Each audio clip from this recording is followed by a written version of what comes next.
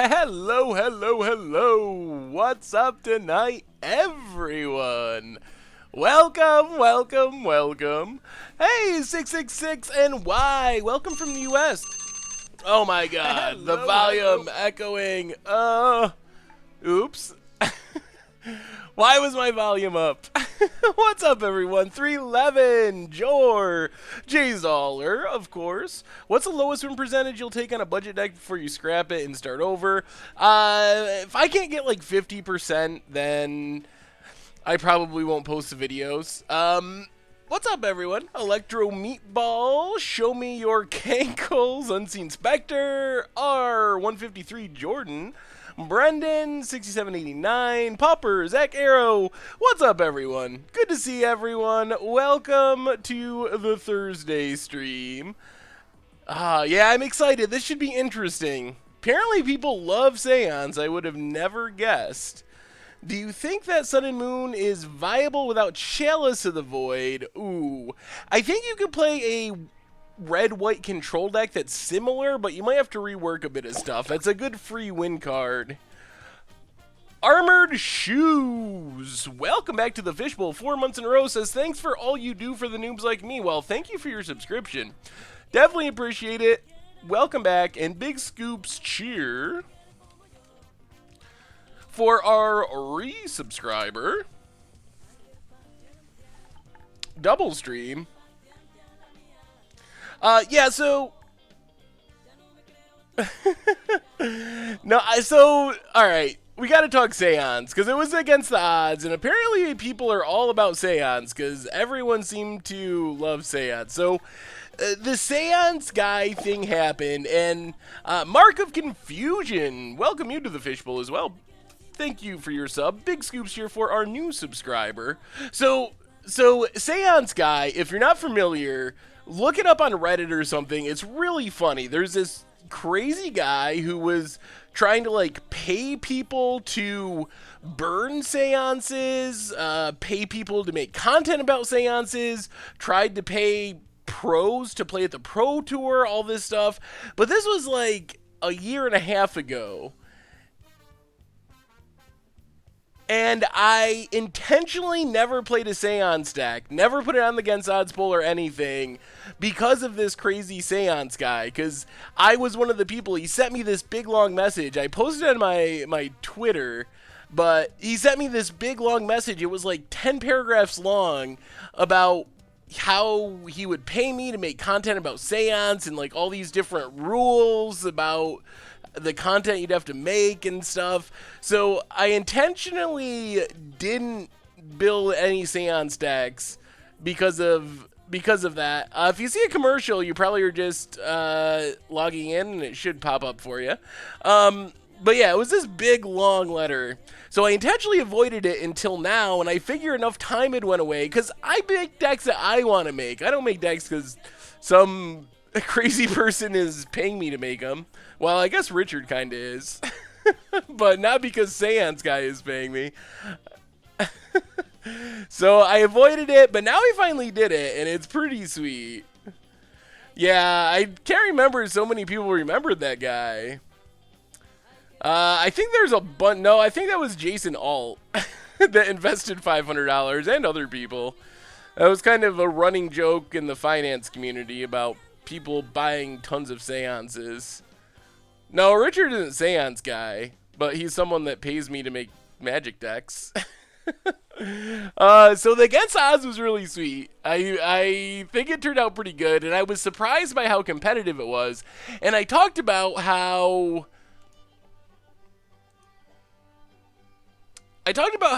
Zach Elsick, who's kind of known for popularizing Lantern Control and Sramos, sent me a tweet about some ideas he had. So this is one of the decks that Zach sent me. This isn't the deck that we played for Against the Odds. This is one of Zach's decks, unupgraded, unchanged, straight from Zach. So I'm interested to try this out. It's still Seance, but it's very different than our other one. Instead of being like 4-color, we're straight Esper. We have the full-on 4 Fulminators in the main, so we're kind of like land destruction.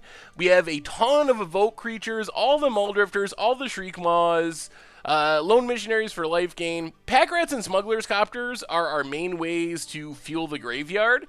And then just all the good 1-mana stuff. Fatal Puches, Path to Exiles, Inquisitions, Thought Seizes. So it should be interesting. You can send me a list at saffronolive@mtggoldfish.com.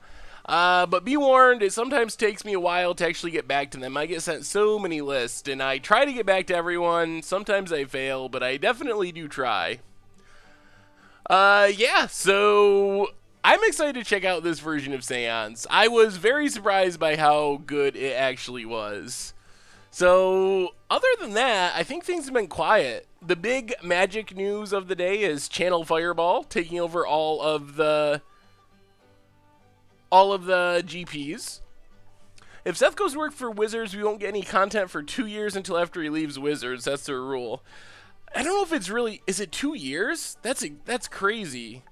Yeah, I'm not planning on going to work at Wizards, so... So in black, there's not a good substitute. If you go red, you could try to go Avalanche Riders, is somewhat like it. Or green, you have Acidic Slime, not exactly like it, but they could get the job done.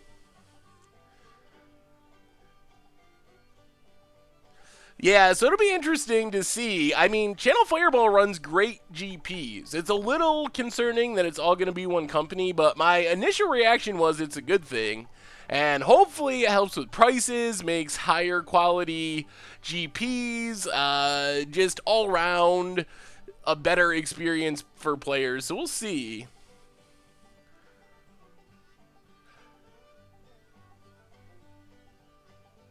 I read a tournament on Channel Fireball saying the online tournament without production value was good. I read that article too, and there were good points about it. One thing I will say about the Magic Online Championship is the pros loved it. They loved the high-quality play. I mean, since Platinums had a huge leg up of getting there because of how the qualifications work, it was like all the pros' friends playing, so it was really high-level Magic, and the pro players really loved it. I think the coverage was fine. If you listen to the podcast, we talked about it for a while, and the commentators were good. I think Randy and everyone did a good job doing the coverage. I just felt like Wizards could have put more into it. Anyway, let's do our reminders, and then we kind of already talked about the deck, so we can get into the league. Did I see the shirts on Reddit? No, I didn't see the shirts, Rolsey. Anyway, YouTube channel, that's where you can find all the regular video series. Had the Seance Against the Odds last night, so if you want even more Seance, check that out. We have a This or That coming out tonight, I believe. An interesting episode of This or That Magic. The inevitables of life. And we recorded another Goat Magic, which I think won't be up till next week or something, but another episode of that's coming. Of course, if you want to check out old streams, go to the M2G Goldfish Replay YouTube channel. That's where you can find this stream in the future. The super awesome stream from Tuesday, if you missed it, Grizzlebrand, Hardcast, turn 2 Grizzlebrands. Oh, that deck was so sweet. So if you haven't seen that one, you can find it there. And, of course, if you're looking for yet another way to support the stream, check out the merch page. It has t-shirts and tokens and playmats and all that stuff. So, anyway, we're going to do a league with this. So, Death versus Taxes, that is, you called it, D-Many. That is the one.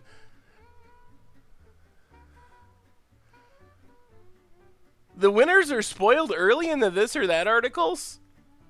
You need to yell at the person? In that case, it's Tomer. If you were going to offer congratulations for a job well done, it would have been me. No, I actually write them. I spoil them early? I try not to do it until after the videos, but maybe I have without realizing it. Alright, let me see the jank shirt.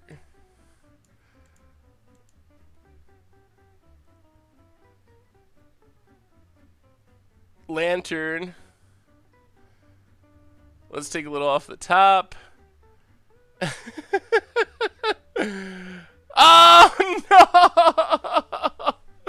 Oh, who made these? Probably better known as Jank. Am I that associated with Jank?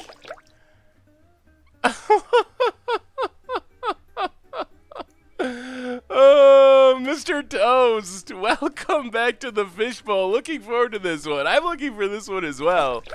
Balls McGee, 94, 5 months in a row. Well, thank you so much for the resub. Big scoops here for our new subscribers. Oh, man, I hadn't seen the Jank shirt before. Someone's cashing in on my probably better known as, and it's not me.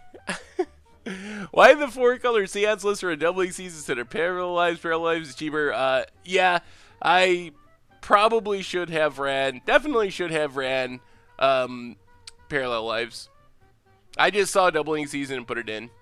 I wanted to try. That was the card I thought of when I thought of the fact of doubling tokens. And I didn't think parallel lives for some reason. I just thought, oh, doubling season, that doubles tokens. And it didn't work the way I expected it to anyway, but yeah. So that's what happened. But if you decide to build the deck, definitely build it with parallel lives. Actually, that effect probably isn't necessary. Yeah, those shirts are super sweet. The effect itself isn't necessary, but if you want to play the token doubling thing, parallel lives is better and also cheaper. Win-win. Oh, got another sweet modern budget magic I'm working on with some cards from Modern Masters. I'm gonna have to get that shirt now.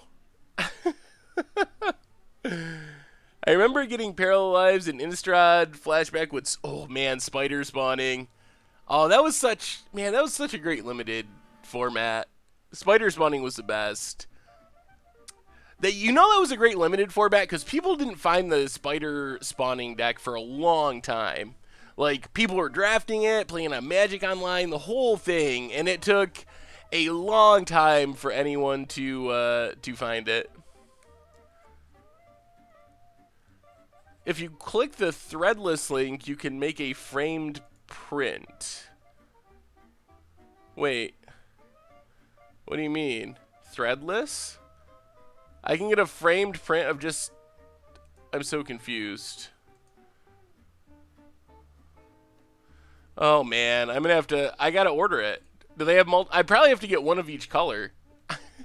That's gonna be the only shirt I ever wear. Or at least I should wear it while I'm recording against the odds.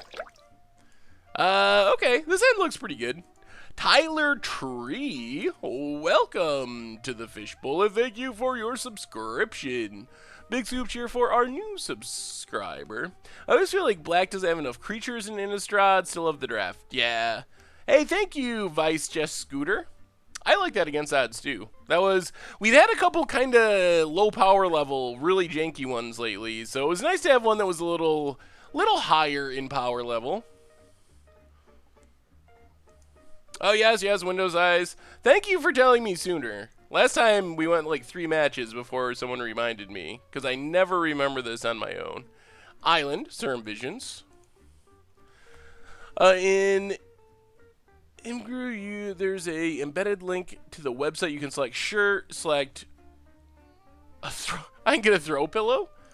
The jank throw pillow? Well, I'm going to have to look into that. I wish we had blue mana for Muldrifter, but I think we just lead on Thoughtseize. This could be Storm. Could also just be a Whoa!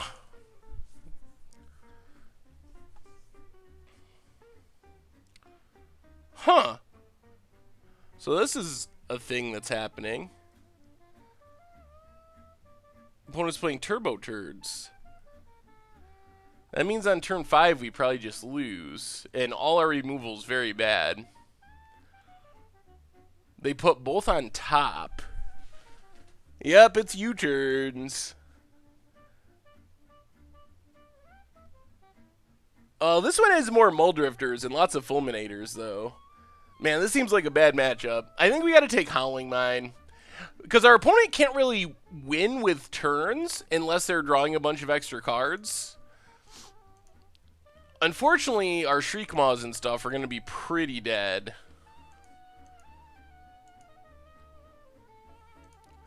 Man, blue mana. We need blue mana. Snapcastering back the Thoughtseize, or just Muldriftering would be sweet. Maikukuru. Come on, blue mana. Right now, off the top. Oh my god, deck. That's the worst. Yeah, this is not working for us. Inquisition. Yikes. Yikes, yikes. Another land for our opponent. Another Muldrifter we can't cast. Oh, boy. What's up, Alex? Dazzy J, welcome to the Fishbowl, and thank you for your subscription. Big scoops here for our new subscriber. Alright, we take the Fatal Push. Pass the turn. Well, I guess we can discard a Muldrifter. There's more white mana. Well, let's see what happens here. Island. Alright, no extra turns yet.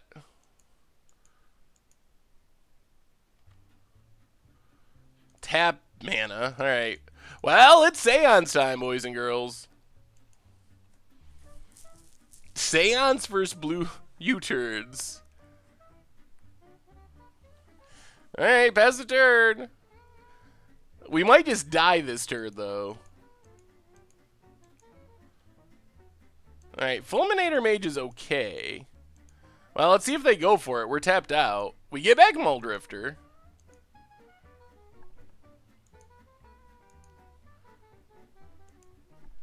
Except I turned what into non-budget? Any recommendations of a modern deck for new players? I usually recommend the 8-Whack Goblins deck. I think is one of the more competitive ones. But it really depends on what you're looking for, your playstyle, and so forth. I think budget Seance could be possible.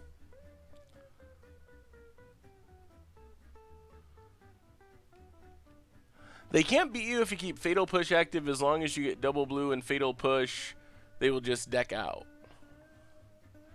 Alright, we get exhausted. Muldrifter goes away. Opponent Legend ruled their own Mikukuru? Well, let's get our blue mana down. That's the turn.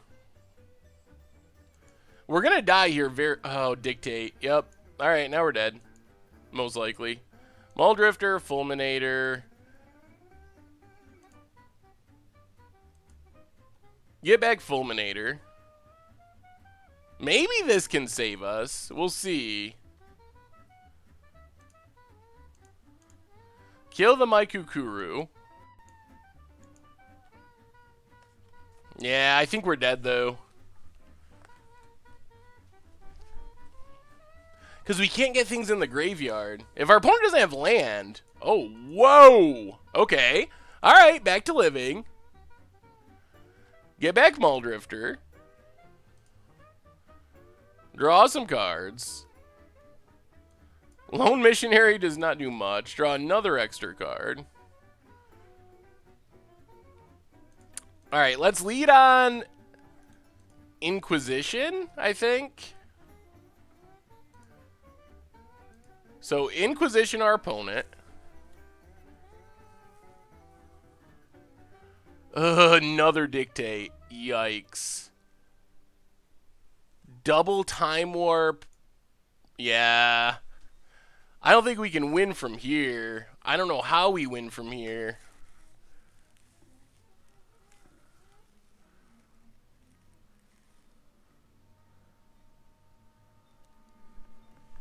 Inquisition not good against 5-mana sorcery deck. That's very true.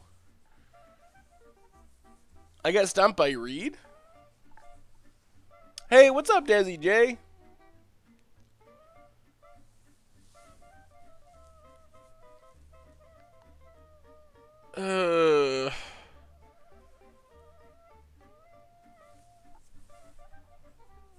We know their hand, though. Maybe try refreshing if you can. Wait, me versus Reed on Reddit. I'm so confused what you're talking about.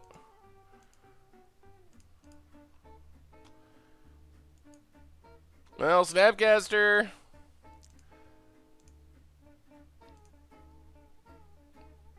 For Thoughtseize. Thoughtseize our opponent.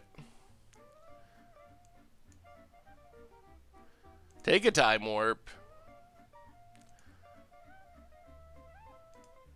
Watery Grave. We'll just pass, I guess. Leave up Fatal Push. We kind of want to discard something anyway. Discarding a Shriekmaw is actually kind of good. That gets the extra turn Awoken lands. Problem is, our opponent's definitely going to draw their lands here. Seems unlikely that they do not. And then they just start taking turn after turn. Alright, River of Tears. There's the land. Here comes the extra turns. Time Warp, number 1. I don't think we have Graveyard Hate either. Yeah, there'll be a new Commander Clash going up on Friday. It's Jank Night at my LGS. I was wondering any ideas. Lattice Stony Silence Vandal Blast is pretty good. Alright, no to Shriekmaw. Yeah, it's pretty unlikely our opponent fizzles from here. Is Budget Mill viable? Not really. Like, you can play it, but it's not very good. Yep, they're drawing those extra turn spells. I guess it depends on how they're going to win. If they're planning on winning with Awoken Part the Water Veils, it's actually going to be hard.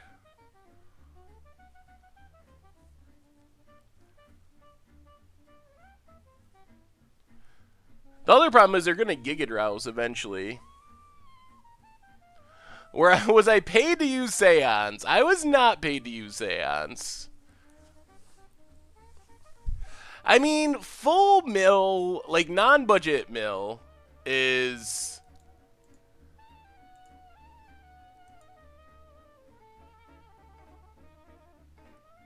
is semi-viable.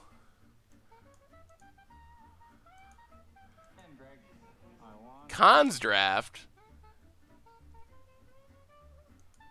Alright, pass the turn again.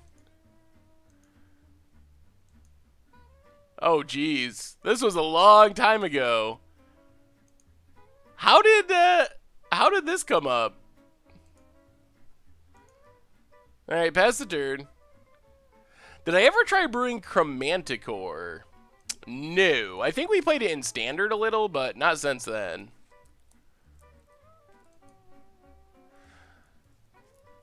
Yeah, this is a kind of a different take. It's less focused on just quickly filling the graveyard and more grindy with pack rats and smugglers copters.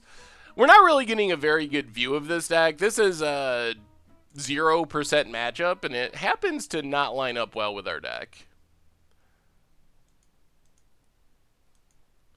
So, I mean, like, losing to U-turns doesn't really mean anything. Oh, thank you, the Void System.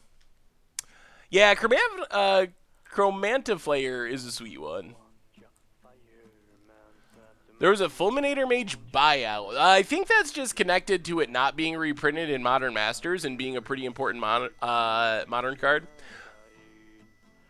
Oh, thank you, Dazzy J. Thanks for the sub. Oh, well, glad can help you get through the workday. We're not going to scoop. Not yet. Things are getting worse, though.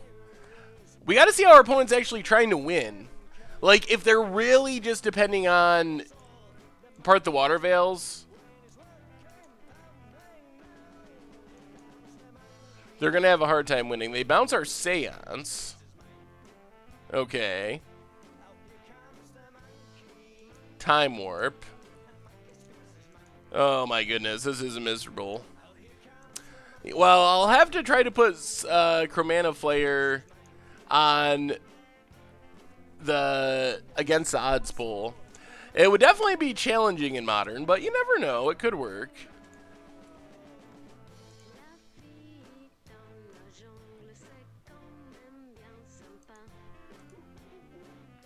There's part the water veil.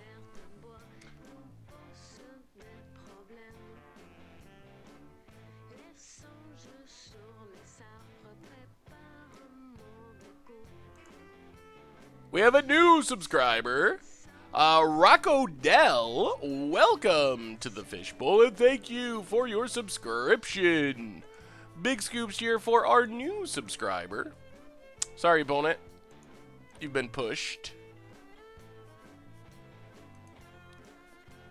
Well, that's 3 part the water veils down.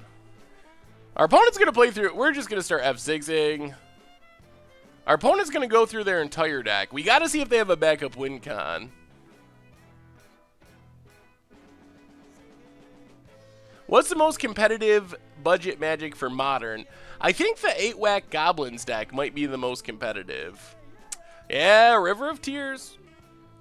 Counter on your opponent's turn, Thoughtseize on your turn. I think our opponent's down 3 part the water veils.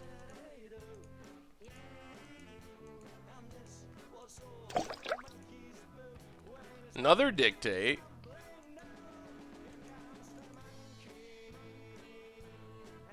Days of Doing?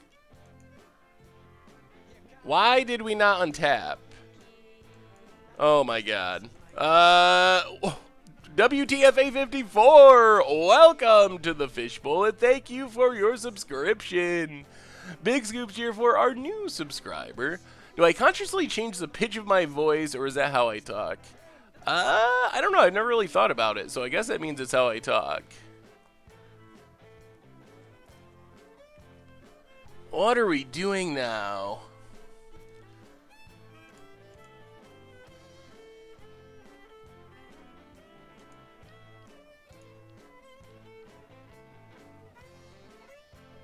I guess we Thoughtseize. Fatal pushes our Snapcaster.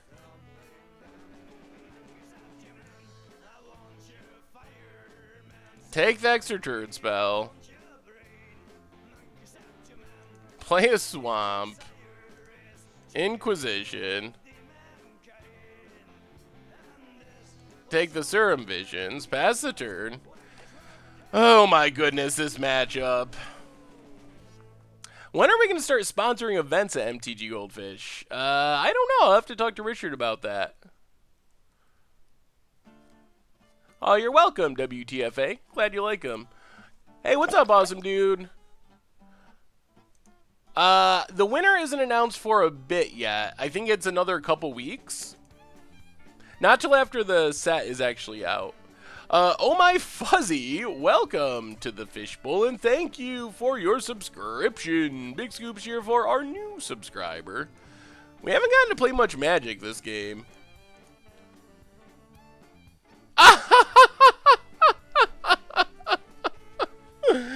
Oh my goodness.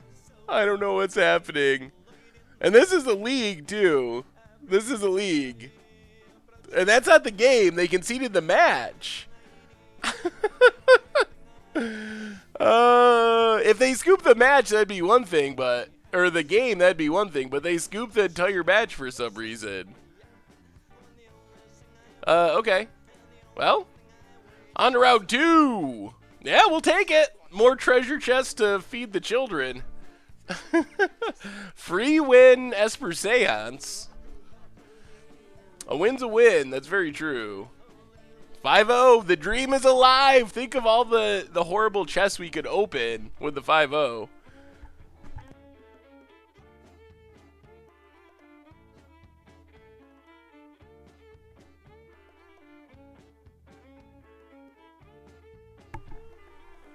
Were you playing me, Shady Shrek? Was that you? Or were you just saying good game because we won?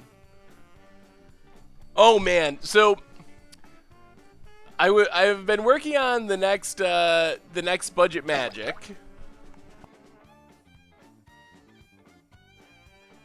We have a new subscriber, Vazer, 2 months in a row. Welcome to the Fishbowl. And thank you for your subscription. Big scoops here for our new subscriber. Are we going to play 4 rounds in a row against Tron? I wish. I don't know if Tron could beat our deck. We have 4 main deck Fulminator mages and Seances to get them back. That would be a great matchup for us. Yes, I will update the record. 1-0.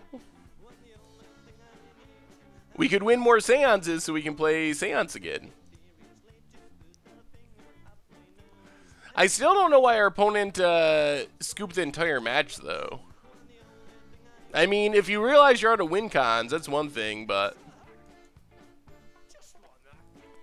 I like making content. I don't know if I'd actually like making Magic cards.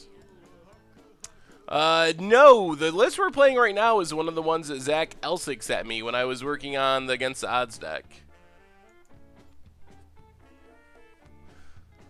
People just always bring up me going to work for Wizards at some reason.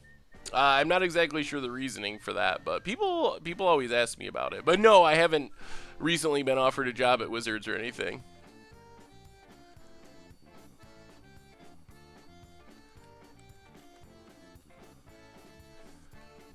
But I really don't know. I guess, I mean, it would probably depend somewhat on what I was doing, but I really like making content. Yeah, I guess that could be. Maybe they dropped the entire league. Well, hopefully this is a good Fulminator matchup. Inquisition on 1, Fulminator, Seance back Fulminator. That can go a pretty long way.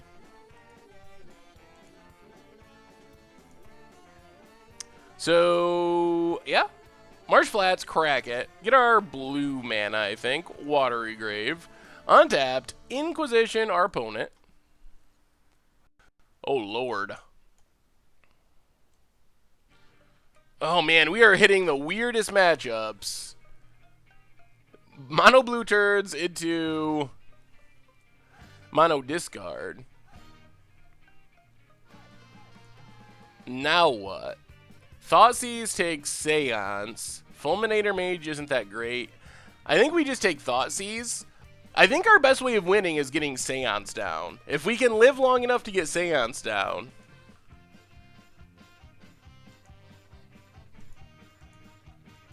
Yeah, we've definitely ran into some odd matchups so far. Opponent plays a Swamp. Shriekmaw. Good old dead card. I guess we can discard it. Godless Shrine tapped. Pass the turn. It's all about getting the Seance down somehow, boys and girls. Concealed Courtyard. Wrench Mind. Discard, discard. Come on, deck. Let's play Polluted Delta. We might do it. We might do it. If it's just Liliana here, we can do it. And then I think we might be able to win. Liliana. All right, Seance is coming down. This gives us hope. We have hope. Because there's no way they're... It seems unlikely that they're going to be able to get Seance off the battlefield. So let's crack Polluted Delta. I think we might have a chance. We'll just get a Swamp, I guess? Creatures? Alright, Thoughtseize. Well, it's Seance time! We are gonna start Seancing. Pass the turn.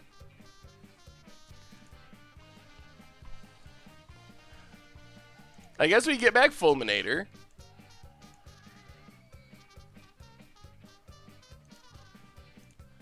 And just Fulminator the Mutavault.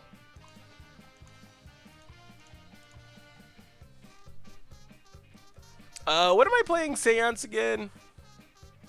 Oh, why am I playing Seance? Well, we played on Against the Odds because it was a winning card on the poll. And then we're playing it tonight because people really liked it for some reason. And this is a different build. Muldrifter is our ideal draw here, I think. Not going to get back Shriekmaw. Muldrifter? Yes! Really? Opponent, you drew a Funeral Charm. That was your one card. Well, we still get to get it back. The problem is we still might lose to Liliana, which is a little worse. Well, Seance back Muldrifter. Draw a couple cards.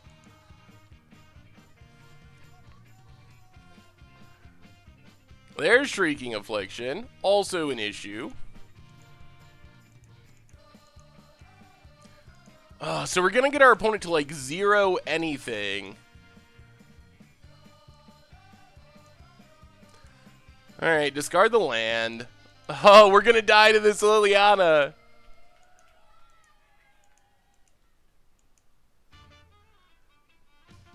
Alright, we take a bunch of damage.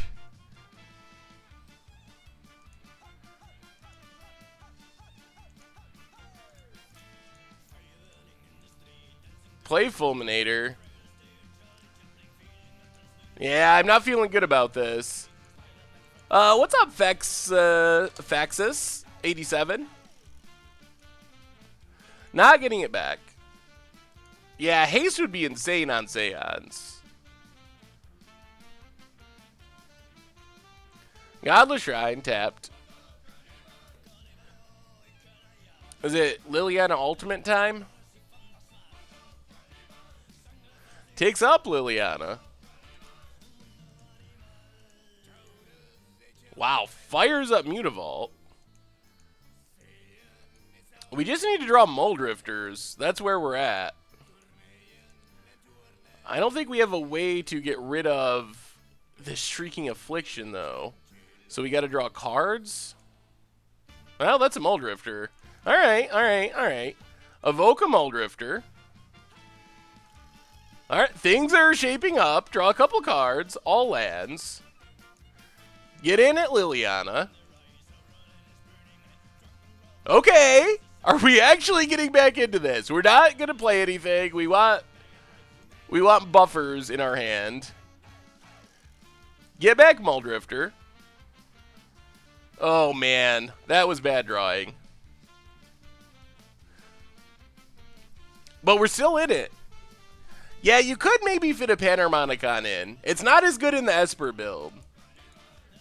We win with Muldrifters and Fulminators and Land Destruction. Takes up. We'll discard Inquisition.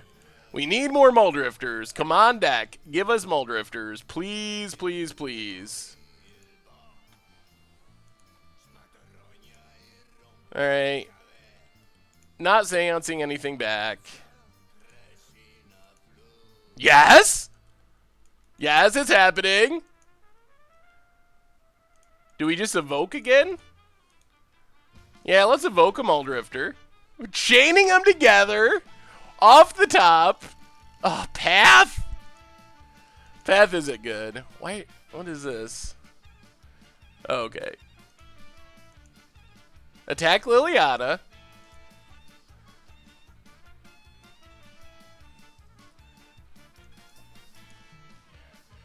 And I guess we just pass. I think we're getting there. I think it's happening. If we keep drawing Muldrifters, we're way out of the Shrieking Affliction range, even though we've just been drawing nothing, but... Oh my god. Oh, yeah. We've drawn a lot of nothing. Opponent takes up Liliana. We'll discard a fetch land.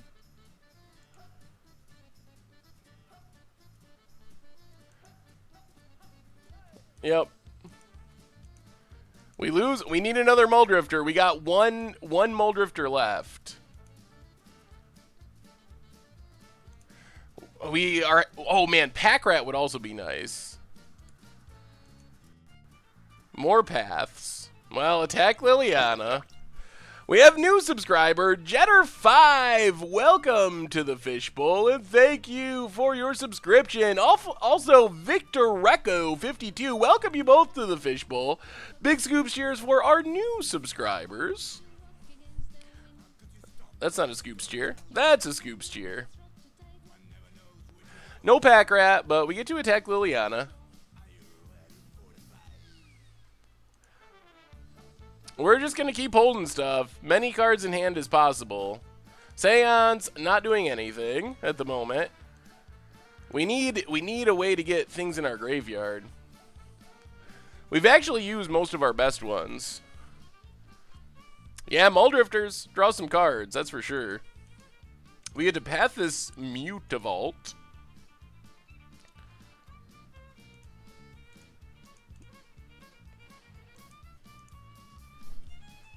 Hey, what's up, Juggernaut? How goes it? Yeah, we did run well to draw all these Mutavaults. We'll discard a land. We still have one more Muldrifter somewhere, and we have not found much action for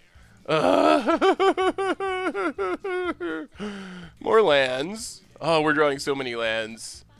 We can't have many lands left in our deck, in all honesty. While we ran awesome to draw those Muldrifters, the Muldrifters had given us not much good stuff. 1, 2, 3, 4, 5, 6, 7, 8, 9, 10, 11, 12, 13, 15 lands? That's a lot of lands. Raven's Crime. Well, we'll discard Darkslick Shores. We're almost through this Liliana.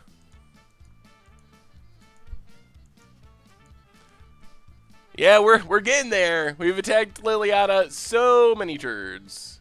Actually, no. Conceal Courtyard. We're getting low on cards again, though, where Shrieking Affliction could come back into play.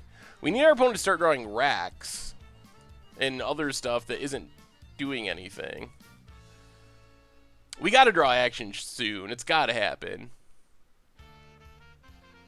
Yeah, Green-White Emiria would have been good here. Opponent is in top deck mode, although lands turn into Raven's Crimes now.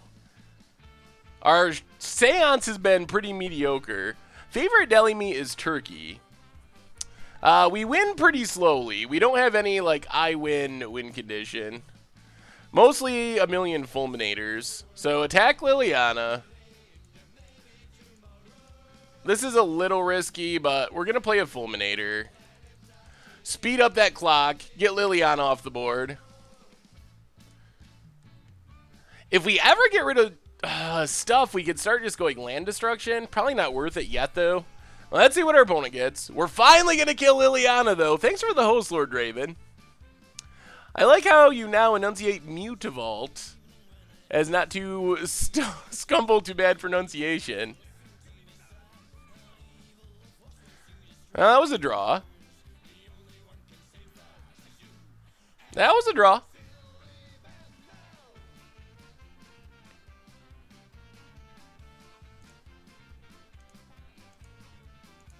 Where's our Mutavault?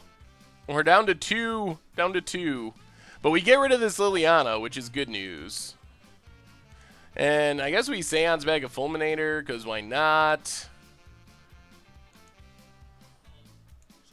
Attack Liliana. Kill a Godless Shrine. Can we play a Pack Rat? It's so risky.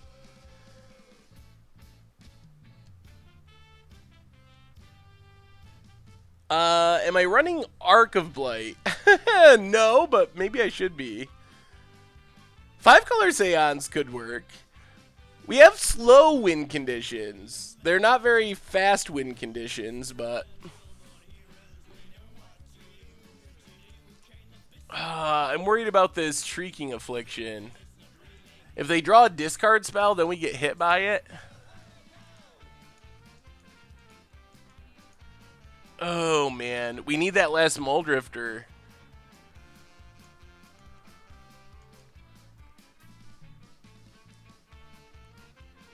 Huh. I think we gotta pass. I don't think we can do it here. We gotta find that last Muldrifter. That's the card we need. Yeah, the shirts are pretty sweet. Alright, no seancing.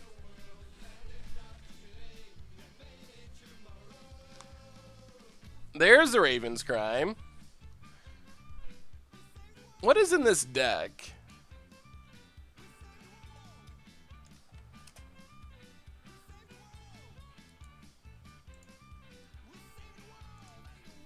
Lone Missionary, Pack Rat, Snapcaster, one more Muldrifter, and a bunch of stuff we don't want. Alright, we'll discard, I guess, the land.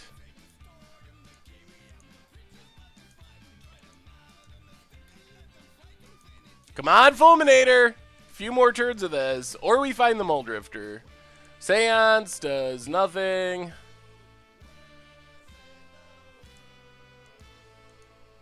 Another Pack Rat. Well, get in with Fulminator.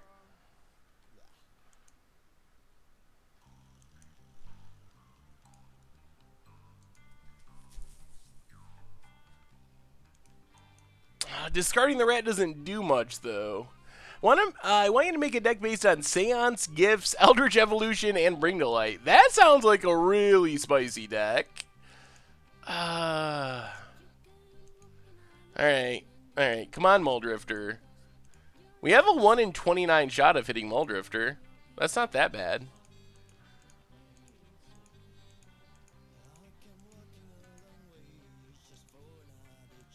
Raven's Crime. Pitch the rat.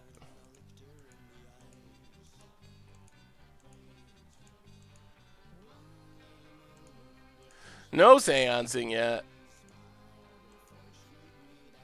Get in with the Fulminator. Alright, we'll get back the Pack Rat here. We might discard based on what our opponent does. And this gives us some buffer for... Yes, passing. Alright, now we can make a rat. We'll discard a... This works, right? Our rat's not going to get exiled, I hope.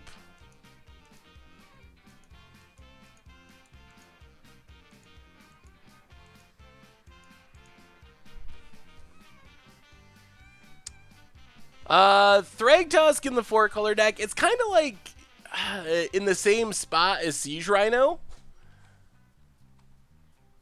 Seance does nothing. Thoughtseize, not ideal. Well, go attacking.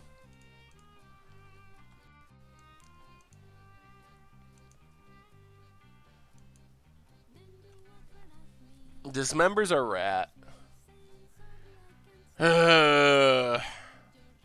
Okay. We're back up to 3 cards at hand. Vera Novente, 4 months in a row. Love all the content. Keep it up. Well, thank you so much for the subscription. Big Scoops here for our new subscriber. I'm guessing that the card they're splashing for is Lingering Souls. Yeah, this one's making up for that early scoop of our opponent last game and going incredibly long. Our clock of a Fulminator is just not very fast. Man, we need that Muldrifter. That last Muldrifter. Another Liliana. Takes it up. We discard Thoughtseize. Well, actually, let's discard the rat. Back to this fun sub-game. Tigers fan, welcome to the Fishbowl, and thank you for your subscription. Big Scoops here for our new subscriber. Oh my god.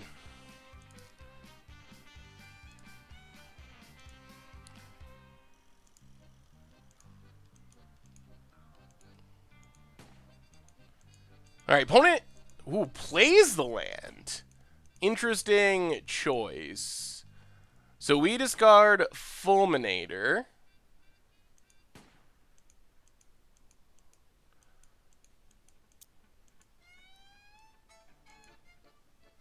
Oh.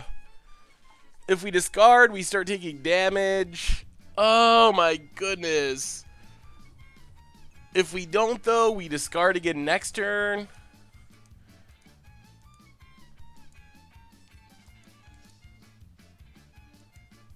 Well, if this version is worse, blame Zach. I think this has mostly been an awkward matchup.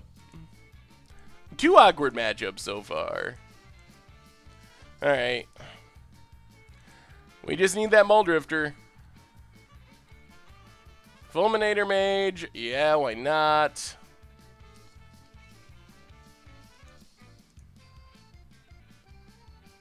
Destroy a land. Get in at Liliana.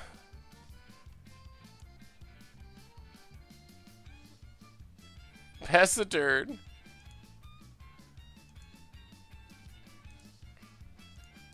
I guess we might as well get back these Shriekmaws to save us from sacrifice effects. Feels like you had to discard. At least you discard either way. You get rid of a Lily. Yeah, maybe. Well, there goes Thoughtseize. We're getting to the point where we got to draw this Muldrifter pretty soon, or we're just out of luck.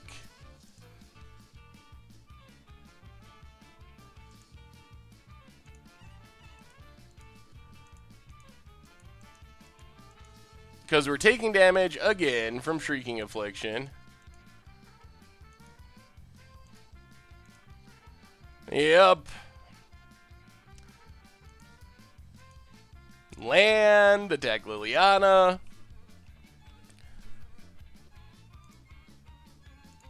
Get back a Shriekmaw.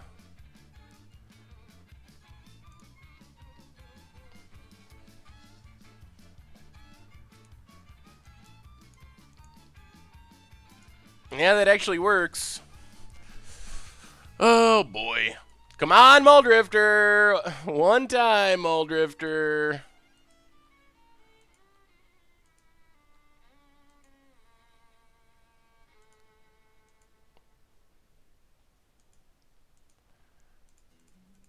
Well, alright. Lone Missionary. That does buy us one more turn to find the Muldrifter. Get in.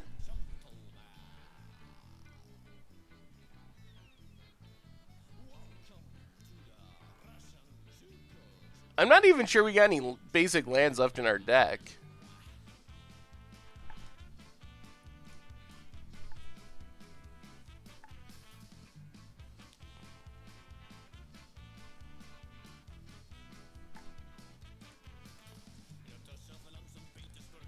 Oh my god. Yeah, that's game. Oh my god. That was pretty awkward. Well, we stayed alive a while. Do we even have anything that's good in this matchup? Not really. Farah God of the Bulls would be sweet if we could resolve it. Yeah, I can't imagine that we ever actually... Mono Red and Cube. Don't do that. Black Tree. No, we get between 1,000 and 1,500 pretty regularly. It's pretty sweet, though.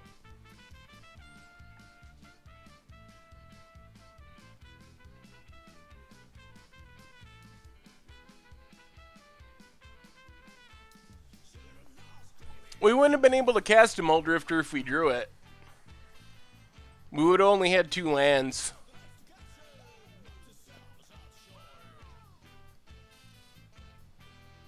That was the biggest problem. Is once we lose that land, we only have 2 lands, and then Muldrifter isn't an out anymore.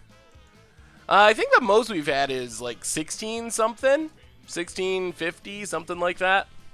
But it's usually like, somewhere between here and 1,500. We have a new subscriber, Jim's GD. Welcome to the Fishbowl, and thank you for your subscription. Big scoops here for our new subscriber. Well, we have a lot of bad cards. Like, Path has to go out. I guess we can bring in Gideon's. Fatal Push isn't even really good. A Farah can come in. Sundering Gross can come in. And then I'm not even sure our discard is that good. But we don't really have a lot of other options. We'd have to sack a land though. Part of Smallpox is sacking a land. Got to sack a discard a card, sack a creature, sack a land, lose a life.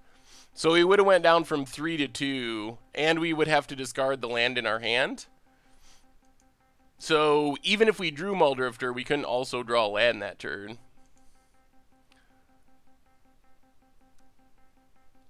Alright, let's try it like this.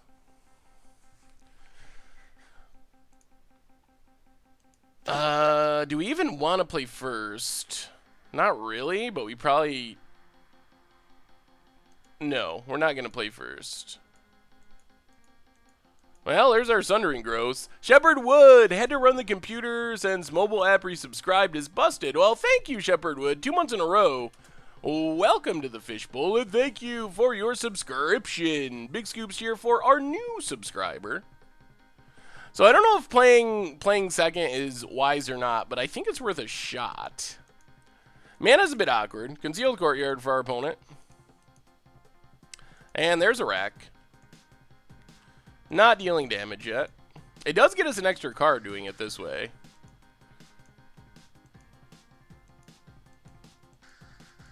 Sundering Growth Pack Rat's a neat little combo. Glacial Fortress, goo. I have not played Yu-Gi-Oh! Or Force of Will. I've played a little bit of like Hearthstone, but not really. Not any other ones, really.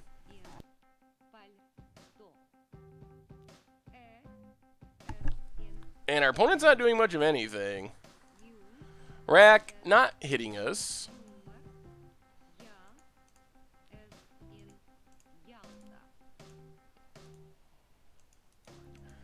Little worried about Liliana. I think we just Inquisition. Oh, Smallpox, Wrench Mine, Surgical. That's annoying all around.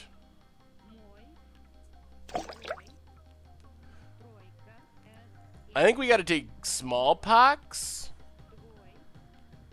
Yeah, we'll take Smallpox. Pestered. We have a new subscriber, Nez Smith, 2 months in a row. Welcome to the Fishbowl, and thank you for your subscription. Big scoops here for our new subscriber. Have to Surgical. I don't think we have to take Surgical. I mean, Surgical's annoying, but... Another rack.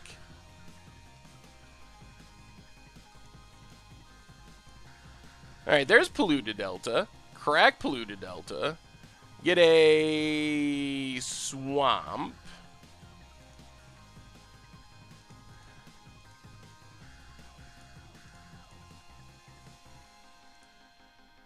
And I think we just Fulminator. Blow up our opponent's only black source. Pass turn. Alright, opponent draws a Swamp. They can't cast a Wrench Mine. We know their hand. They're going to extract our Fulminators. That's fine. Yep, extract Fulminator.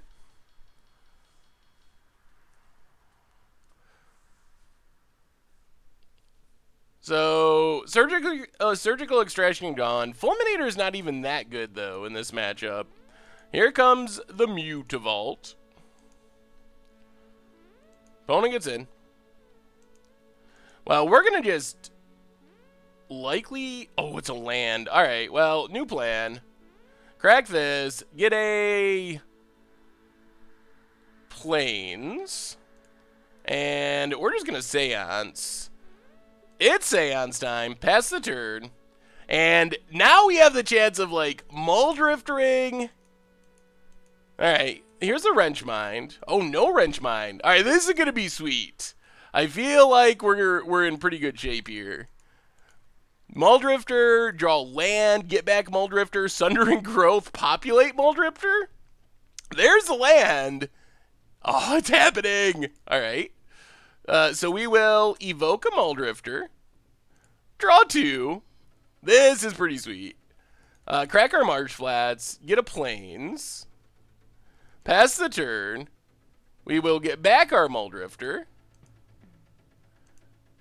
draw 2, and just immediately Sundering Growth, kill a rack,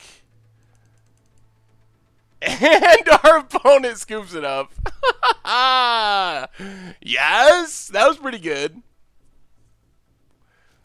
Yeah, I mean, it does kill Mutavault, but it's hard to really color screw the opponent in this one.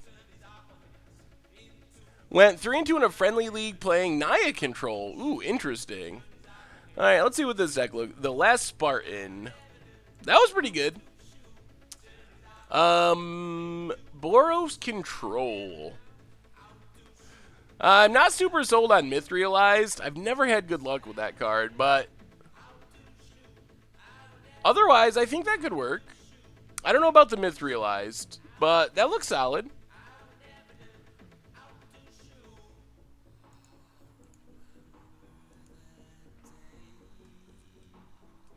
Yeah, I guess that's true.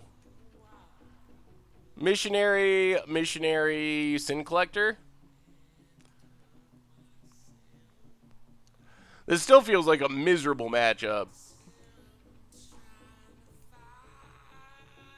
Well, we got a Muldrifter. Muldrifter is like our key card. We also have many lands. Pluto Delta, go.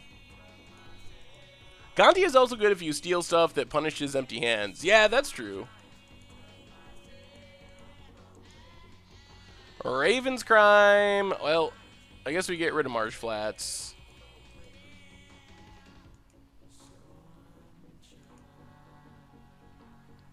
Dark Slick Shores, go. Hopefully we get to evoke a Muldrifter next turn. Wrenchmind. Well, Sin Collector and Swamp. Gideon. If we get Gideon down, that could steal this game. What about tweaking the 4-color Seance deck to abuse Populate? Yeah, I think you could probably try to work in some Populate stuff. The problem is there's just not any really good, cheap Populate stuff, which makes it a bit of a challenge. Like, Sundering Growth might be the best one. So, Plains, evoke a Muldrifter, draw a couple cards. Well, there's lands. All right, it's all about this Gideon. All right, opponent extracts. Oh, no, they know our hand now. Yeah, this is Zach Alsick's deck. Need some advice. How does one look at Mitch McConnell or hear anything he says without vomiting? I haven't really thought about that. A 4-color Brain in the Jar deck got 5-0 in leagues. Yeah, every once in a while we see some really sweet finishes from Brain in the Jar.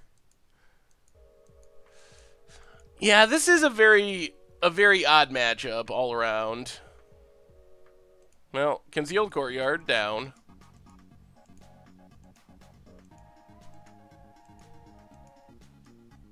If we get Gideon down, I think we can win. And man, I would love to get out of this odd matchup with a win. Uh-oh. Catacombs cracks it. Godless Shrine, untapped. Really? Oh, man. That's not good. Discard Rat. Sack a land.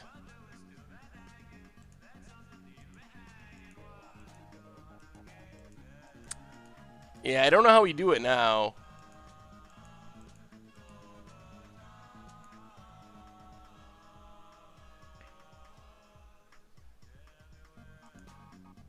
Pass the turn.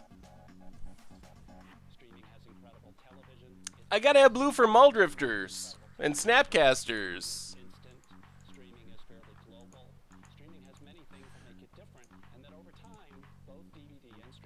Plus, if we draw land, it'll probably be white anyway. And it's not gonna matter. Alright. Well, come on, Fulminator.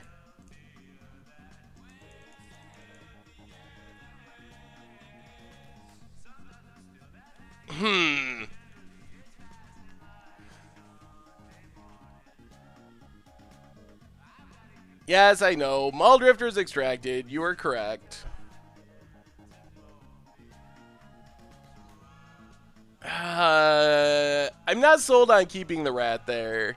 The thing is with keeping the rat is it loses to removal so easily. Maybe. The question is, do we kill this land? I'm going to go with no. I don't know why we can't punt. That's odd. Like, we know there's dismembers, fatal pushes.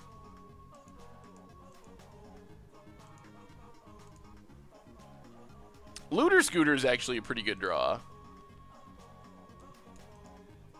And now the discard's offline. Opponent passes.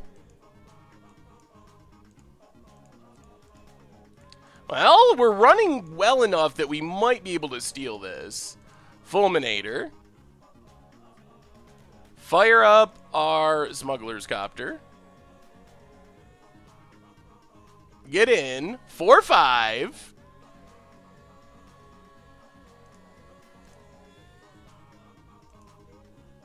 We're going to loot just to fill our graveyard. And we're like a creature away from lethal? Are we actually going to win this horrid matchup?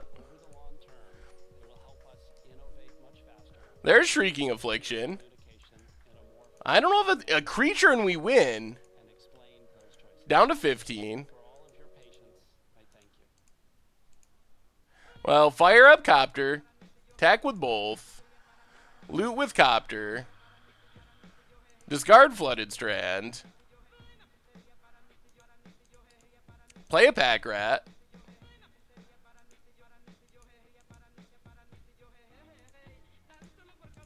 Hit a land. Pass the turn. I think we got it. I think we got it. Yeah, looting with 0 cards in your hand is a little different. Yeah, don't worry, Stu. I got it, Stu. I got it. I got it. Whoo! On to 2-0. Wow. And that is about as bad as it gets for matchups. Whoa. Well, I didn't want to do both because that was if our opponent had a removal spell, we could lose if we did both because then they could kill the Pack Rat and then we couldn't actually fire up Smuggler's Copter. And I don't know what they'd have with 2 mana that would ruin it. Like, Smallpox wouldn't get us. 3 mana, they could theoretically have some weird sweeper, but wow, that was grindy. That was super grindy, but we got there. UT Zach, welcome to the Fishbowl, and thank you for your subscription. Big scoops here for our new subscriber.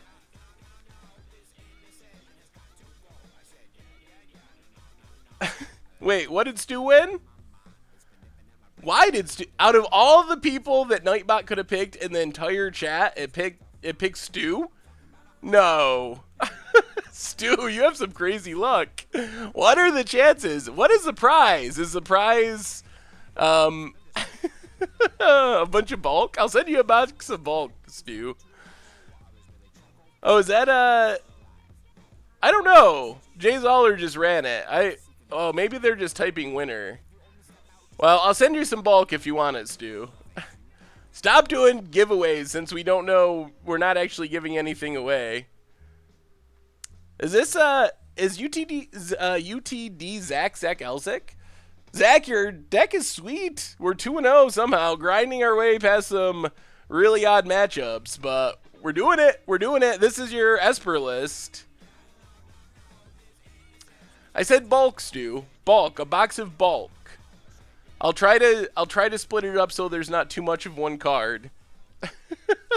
5,000 armored cankerels, whatever that card is. Yidris Doomsday, welcome to the Fishbowl, and thank you for your subscription. Big scoops here for our new subscriber. We don't have a giveaway set up yet, but I think we're going to start doing more of them. We do have the Modern Masters one through the site, so if you want to enter for that and you haven't, you probably should. Let me see if I can get the link. But I think we're going to start doing more giveaways. So maybe we'll do some through the stream like that. Now that I know that's a possibility and there's a way of doing it. Yeah, if you haven't entered for the free Modern Masters 3 box, the main benefit of not playing first, and I'm not sure that that's correct. I know that the... for one thing, our 8-rack opponent wanted to play second. So we were kind of naturally, if they think their deck wants to be second so badly, I kind of want to go second to take that from them. But the main benefit is an extra card, and that matchup is very much about keeping cards in our hand.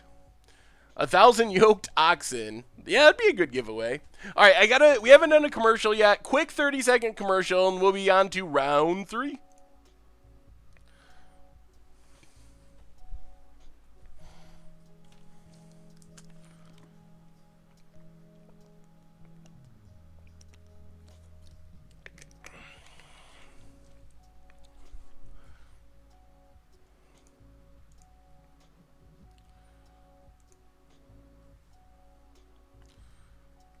Don't punt during commercial breaks. What did I do? What did I do to deserve the punt? Hey, what's up, Addison's dad? Are we back? We're back. Welcome, welcome. All right, on to round 3. Up to 2-1 or 2-0. Going for those sweet, sweet treasure chests. Hopefully, do some treasure chest openings. Thapolis, welcome. Oh, spamming giveaway. Welcome to the Fishbowl. Thank you so much for your subscription. Big scoops here for our new subscriber. I don't think we disabled puns. MTGBot says we're not streaming for some reason. It's not supposed to... Puns are not supposed to be disabled. Getting punts is what I do. Oh man, speaking of puns... Alright, so I started recording next week's Budget Magic today, and the very first match I played with the deck... I punted so bad twice in a row with the same card. And I don't know. I have never not put up a match because of punts, but I'm very tempted to not put this one because it was bad. It was, oh man, same card 2 turns in a row. And to the max, welcome to the Fishbowl, and thank you for your subscription.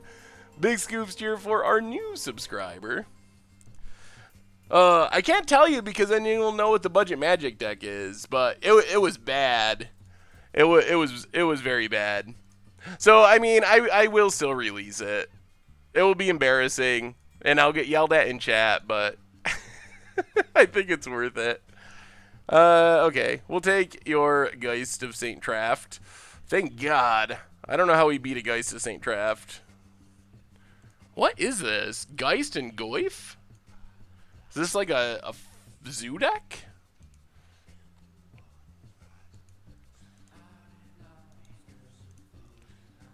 Alright, let's just Fatal Push the Birds, Hallowed Fountain, Goo. It was on par with Pithing Needle the Pithing Needle. Yes, I'll post a video. I'll do it. What was I playing against? Eldrazi and Taxes? It's a modern deck next week for Budget Magic, by the way. But yeah, it was against Eldrazi and Taxes, but it wasn't anything about their deck. It was just me, like, I don't even know, being brain dead. Wait, now MTG bots getting in on the action and telling me I owe people playmats over and over again? Alright, Tarmogoyf for our opponent. How many lands did our opponent have? Breeding Pool, Forest. Yeah, they had plenty.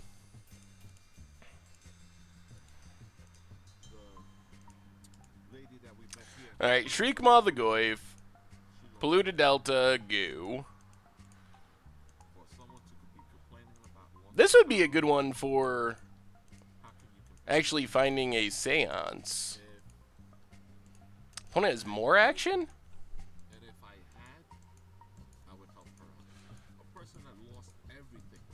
Yeah, I don't know, Willem Screamer. I don't know what's going on about the playmat. Is this like Tribal Flame Zoo? That's not a deck you see very often these days. Alright, well, let's evoke a Muldrifter. Come on, Seance! Oh man, the Seance value train would be so good here. Well, more Muldrifters. That's acceptable. Pass the turn. Getting us closer to a future Seance. Breeding pool for our opponent. We might be able to play this rat and protect it too, which is pretty nice. Noble Hierarch gets in. Alright, evoke a Muldrifter.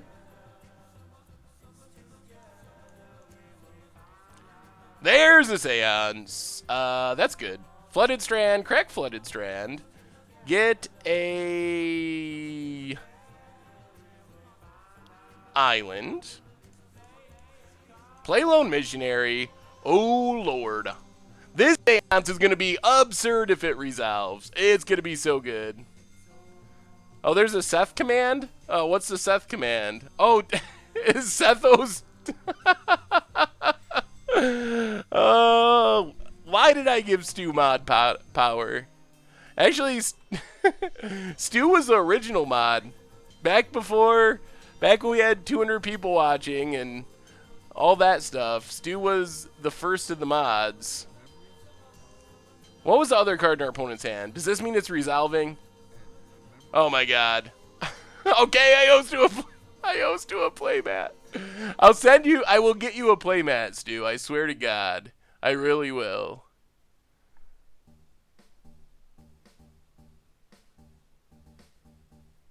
And it'll be sweet. Oh, I think we're free to get our Seance down, though. Seance? Don't mind if we do. Unbeatable! You can't beat the Seance! Oh, that's awesome, Sethro Jenkins. Yeah, alright. Well, enough Seth commands. We've had our fun. Now no one can read the chat. I say we get a... Oh, man. Correct play, kill Noble Hierarch. Incorrect play, get Muldrifter. We're getting Muldrifter.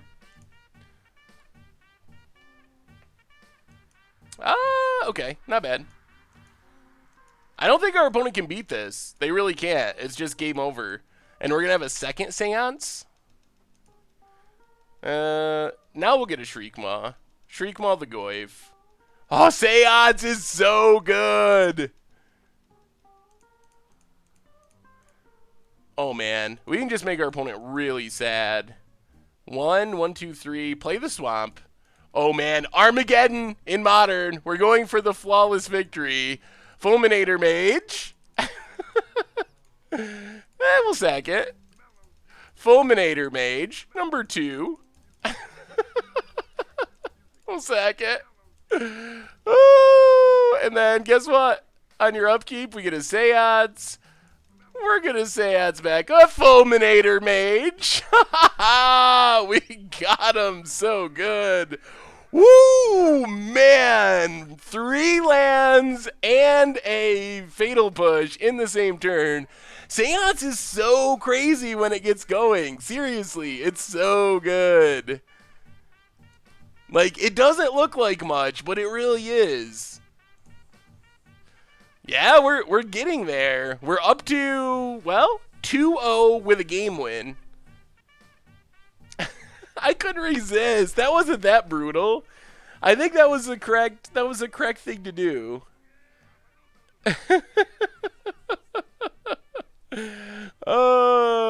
Is Zach still around? How do I sideboard, Zach? What do I bring in? What do I bring out? Teach me. Back when we were brewing Seance as a community, I thought the Esper was 100% the way to go, maybe with the green splash. I will say, I do really miss the Satyr Wayfinders. Satyr Wayfinder is really sweet and very powerful.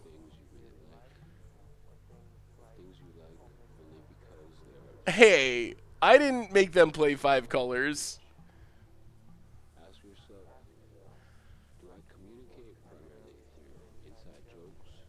Alright, what are we bringing in? Geist is scary, and we don't want to lose to Geist. Lone Missionary is probably fine. What are we going down is another good question. Our deck actually seems pretty well set up to fight against our opponent's deck. I guess we could go down like Snapcaster for Lone Missionary. Fulminator Mage seems semi-relevant. We can probably go down a Fulminator.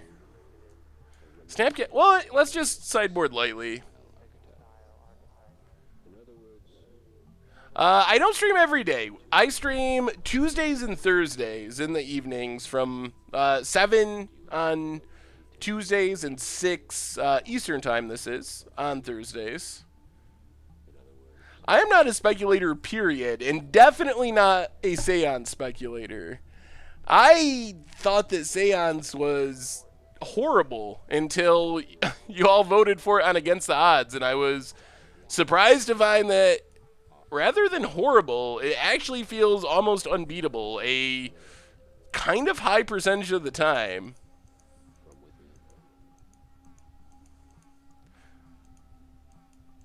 I think we can win through Rest in Peace. I mean, we don't want to get Rest in Peace, but Pack Rat can take over the game all on its own. We'll just swamp an Inquisition here. Don't want to get Geist. Oh, thank God. All right, Tribal Flames and Lightning Bolt. And there's a Seance. Oh, no. Did they draw a Geist? If they peeled a Geist off the top... Okay. Oh, they gave me a scare. Opponent. Don't do that to me. Well, Concealed Courtyard. Evoke a Shriekmaw. Kill the Noble Hierarch. Pass the turn. The jank is super real. Alright, there's the red mana. Let's our opponent start burning us. Tribal Flames down to 13. Well, guess what? We got a Lone Missionary. Up to 17. Oh, it's one way to outdo. Hey, see you, Nicole Bolas. We'll be back on Tuesday with another one. Is it Rose? Welcome to the Fishbowl, and thank you for your subscription. Big scoops here for our new subscriber. Yeah, I think we got rid of the Seth. It was getting a little over the top. Oh my God, it's back. I love people lightning bolting our creatures when they know we're Seance. Someone did that very... Oh man, do we even want to play it into a potential counter? We could just like Smuggler's Copter. I mean, we're calling the deck Esper Seance. That means we run it out there. Consequences are not a consideration. Resolves. Alright. Lone Missionary. We'll get you back. Up to 20. Poor opponent. Tribal Flames versus Lone Missionary. Is this better than the Myriad Titan list? I like the Myriad Titan list a lot, but this deck has been working really well. I've been impressed. Not getting back Shriekmaw yet. Well, we will just... Glacial Fortress. Play a Pack Rat. Pass the turn.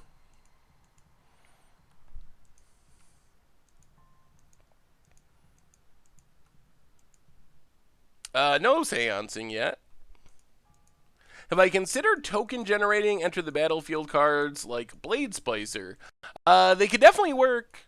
There's some good synergy there. I haven't actually tried playing them yet, though. The bracket, yeah, the Gauntlet of Jank. I really want to do that still. I haven't figured out the way of doing it, but I think Gauntlet of Jank would be awesome. Yep. Well, you killed it, but it's back.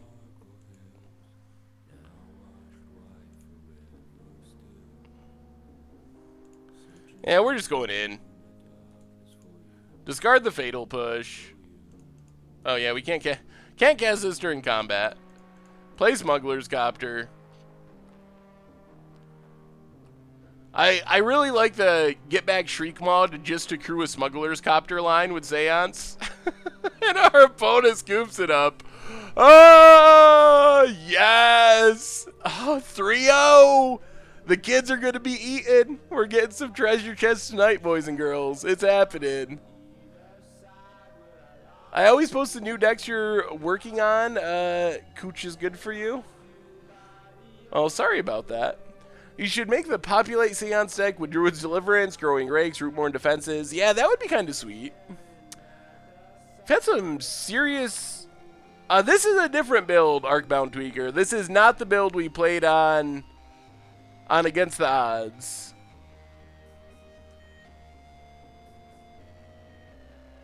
I actually don't play that many leagues, in all honesty. I'm so busy making content. I don't play that many leagues just for fun. Alright, on to round 4. Trying to keep the winning streak alive and well with Esper Seance. We gotta play Tron.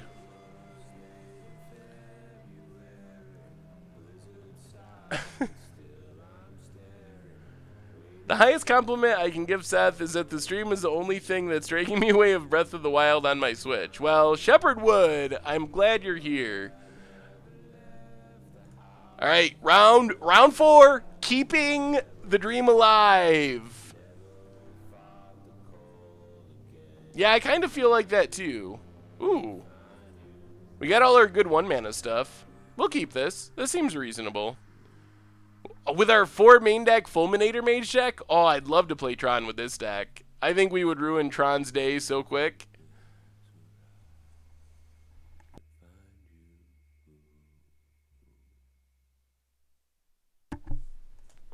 Alright. Opponent going to 6. Man, are we really just going to 5-0 with this? Oh, I think it's going to happen. It's happening.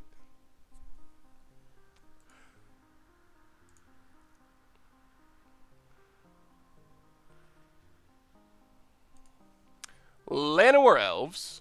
Ooh, Elf deck, eh? Well, discard should be good. Crack this. I think we just get a conservative swamp here. Eternal Scourge could be interesting.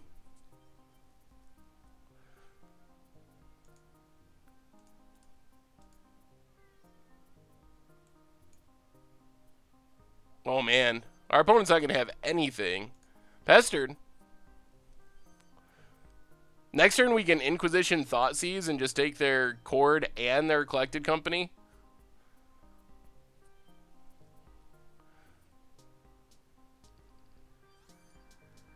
Uh-oh. Dwynnian's Elite. Alright, that makes some elves. We should be able to get by this, though. Opponent gets in for 1, down to 18. Ooh, Shriekmaw's not bad. Well, black. Thoughtseize.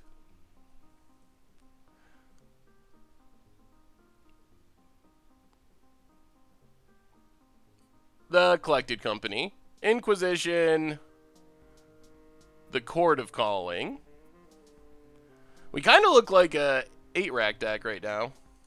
And now we just got to stabilize.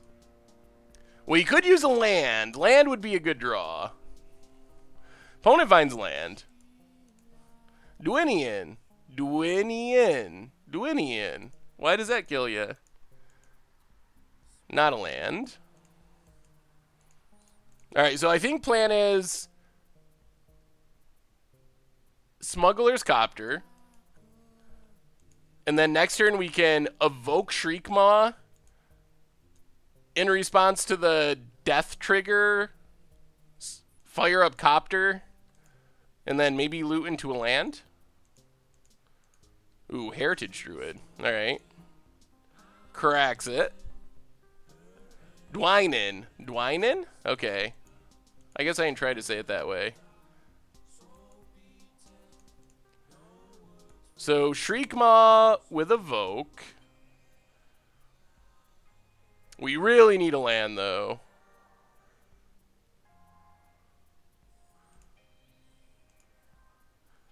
Kill the Elite. Crew Smuggler's Copter. Get in. Loot. Land? Alright, that's a land. It comes into play tap, though.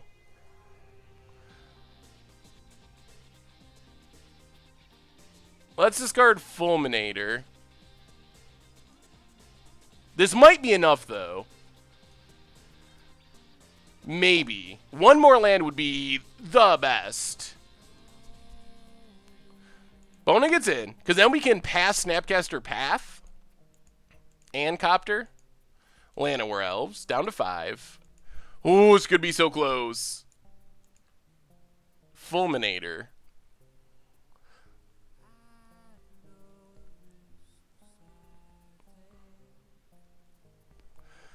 Alright, I think we just pass. Not going to get full Snapcaster value, but that's alright. Land. Opponent cracks it. Hopefully we get the surprise block here. Really? Okay.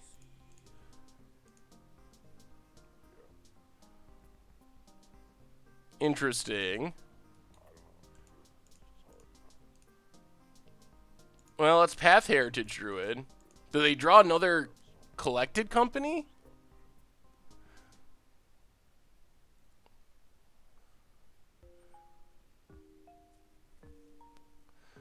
Yep. Good draw. That does it. Oh, man. Not good, not good. Not good at finding lands.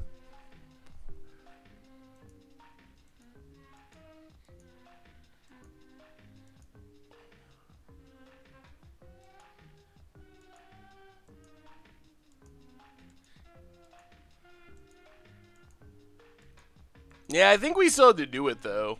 I think we had to go for it. Sundial the Infinite with Seance. I think it could be fun and cute. As far as being the most competitive option, probably not. Well, Fulminators don't seem great, but we don't have many good options. We don't really have more removal. I guess we can bring in Lone Missionary. Ugh. Ugh.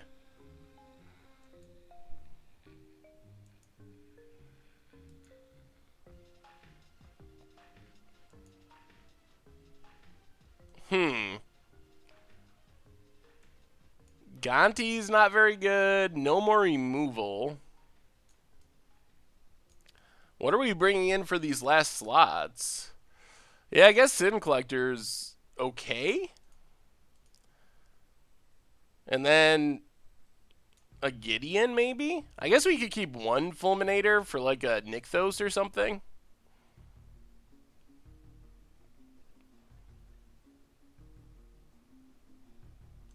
The problem is we don't win by doing nothing there, though. We're not, like, advancing anything, so I think we still have to do it, or else we would... I don't think it's a winning line to do nothing there.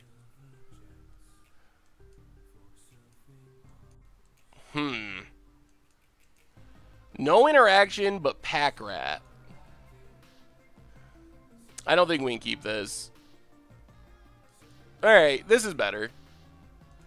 Thought sees something, kills something, Shriek Maw. So, Conceal Courtyard, number 1, Thoughtseize. Copter is sweet tech, not sure if it's better than Rhino. Yeah, I'm not sure either. What's up, Drake and Vulture? Oh, man. Holy Nettle Sentinels. Well, let's just take Collected Company. Definitely the best card in the Elf deck. Gilleaf Palace, Nettle Sentinel.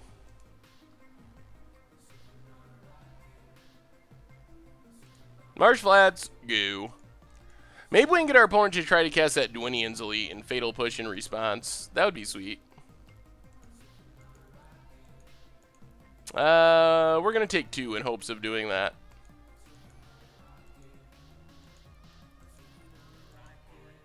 Cracks it. This is X list. Opponent plays around it. Nettle Sentinel. Oh, that's why they played around it. Elvish Mystic. Oh, Fatal Push. Crack this. Get a Godless Shrine. Well, all we could really do is evoke a Muldrifter. Not feeling super good about where we're at, though. Feeling even worse about where we're at. Oh, man. 5-0 Dream is dying. I don't think they've announced how much Modern Masters drafts are going to cost yet.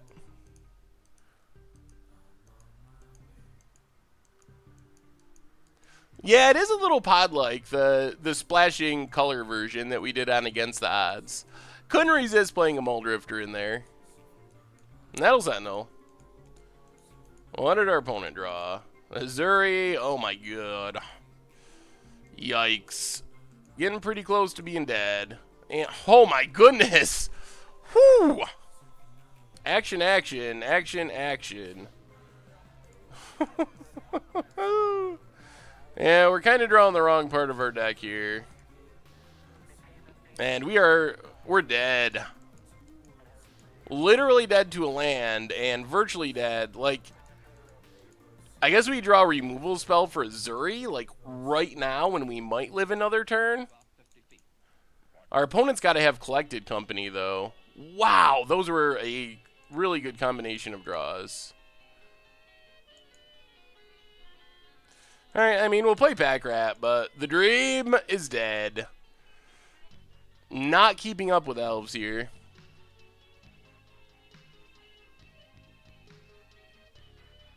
Yeah, no Ras, no anything, and our opponent, Azuri, Coco, just, their running is kind of off the charts. But this doesn't feel like a matchup where when we're behind, we just don't have the cards to really catch up. Jeez. So, yeah, I mean, good draws from the elf deck, and I'm not sure how we get back. I think we have to, like, get a hand where we can kill their stuff. Fatal Push, Path, stuff like that. I think that's our best bet. If we can, like, Thoughtseize the Collected Company and stuff, and then kill their important creatures, then I think we got a shot, but it's still not a great matchup, I don't think, because we don't really have Ras. Yeah, it seems like go wide tribal decks are challenging. I can see how we beat it, though, with the right draw. But it would be easy to slot a Wrath of God or Damnation in the sideboard. That could definitely work. Yahani's Expertise. I don't know if that's probably not better than Damnation in this deck, actually. Explosives. Yeah, we can Explosives X3. Explosives could work. Well, let's get the 4-1 at least. 4-1 is still a decent amount of treasure chests.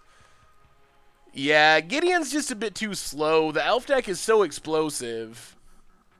Alright, gotta run another 30-second commercial. Be right back.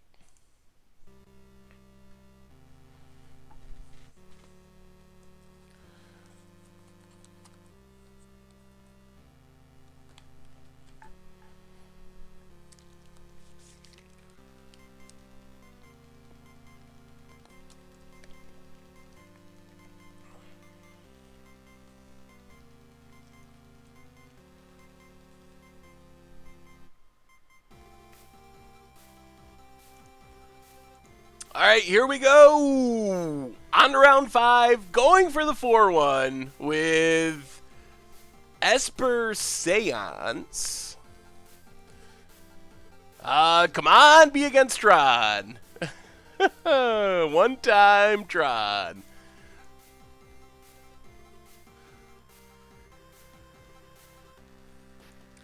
Aaron Mesa. Uh-oh. Burn is like the opposite of Tron, if that's what this is. Stomping Grounds. And Experiment 1. Yep.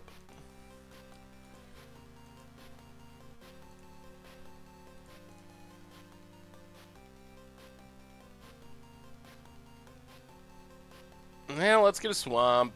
And Thoughtseize. Whew. Whoa! This deck. Decked out cards 3 months in a row. Thank you for your subscription. Big scoops here for our new subscriber. Or resubscriber, rather. Oh, man. That's a lot of 1-drops. And if they draw land, they get to Burning Tree Bushwhacker next turn. And they will draw land eventually. I guess we just gotta take Bushwhacker and hope we can fight through the creatures? I don't know what else we can really do. Yeah, this is probably gonna be another tough one. Yeah, we're gonna take Bushwhacker. Fulminator, we did not run into any Tron big mana matchups, unfortunately. Yep, Kurt Ape pumps up the experiment one. Definitely could use a land. Alright, there's a land. So, Flooded Strand, crack it. Get a Plains. And we're just going to Smuggler's Copter, I think. Whew, no land. No land, opponent. They might just beat us by playing 1-drops, though. Coddle. Yep. Oh my goodness, they didn't attack.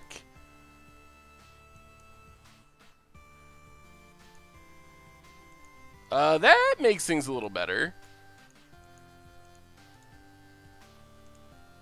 Well, crack this.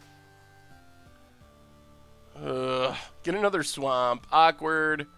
Play Fulminator.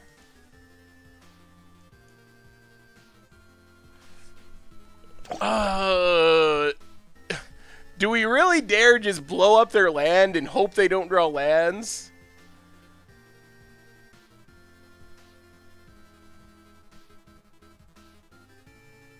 Elaros, welcome to the Fishbowl, and thank you for your subscription. Big scoops here for our new subscriber. How does this version compare to the Against Odds version? It plays very differently. It's a very different style of Seance deck. But it still seems very competitive. Oh, it's so risky. Yeah, that makes the most sense. Whoever said upkeep crew and then blow up the land. I like that plan. So, crew, Smuggler's Copter. Blow up the land. Opponent draws another land. Cracks it. Sacred Foundry, untapped.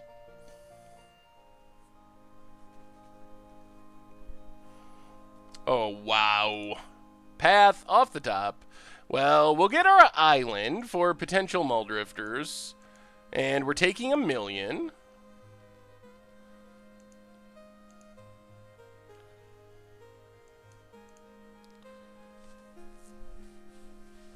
Oh, wow, man. We're at 7. Our opponent has a ton of creatures. We can Fulminator Path.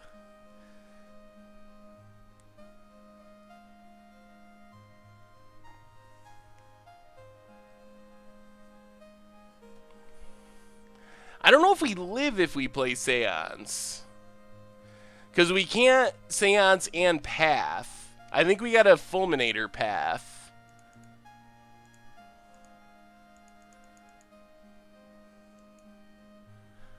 And then maybe next turn we can Seance. Hopefully.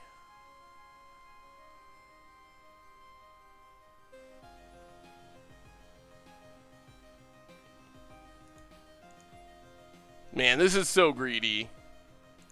We're doing it. We're doing it. We're doing it. It actually reduces the power on their Nakatl by 2. Oh, no. Oh. Well, that didn't work. Now we're dead. Oh, that was a good draw. Good draw.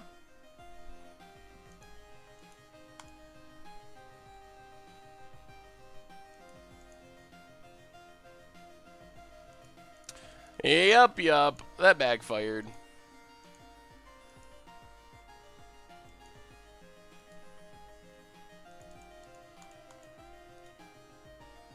Well, cast Small Drifter.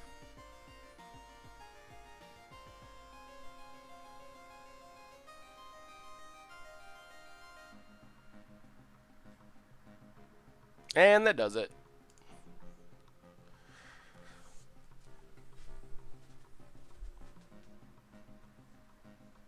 Well, we knew our opponent had 0 lands because we had seen their hand earlier.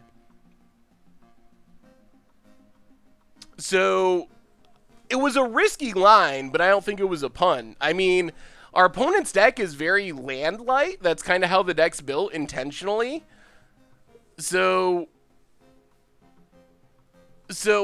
basically, we were hoping to get rid of their land. They wouldn't draw a land. It would also take 2 power away from their Wild Nacatl, so it saves us 2 damage there. And then we would be able to pass something else and hardly take any damage, and then get back in the game with Seance. So, but Seance wouldn't have let us leave up Path to Exile.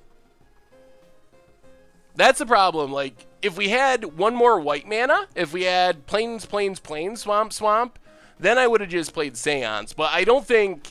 I think not leaving up punt there would have to be a punt. Or not leaving up path there would have to be a punt. I don't think there's any question that we had to leave up path there.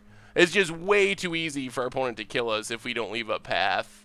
So I think, like, whatever decisions we make, they started with leaving in path. That wasn't on the table. Or leaving up path.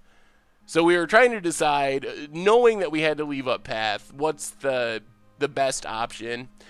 So I don't know if it's a punt. The line definitely didn't work out. But I still don't know if it's necessarily a punt. It was a riskier line. We took a high-risk, high-reward line, which... we're in a pretty rough situation, so I think sometimes when you're in a situation where you're not favored, you got to take the high-risk, high-reward line. And our opponent could have not drawn lands for like 2 or 3 turns in a row very easily, and then we suddenly are favored in a game that we were not favored in. We have a new subscriber, Loki64, 4 months in a row, jank him out. Well, we're going to try. We got to find a way to win one more match. This is it. Gonna go down the Thought Seizes here. Bring in the Lone Missionaries. Try it like that.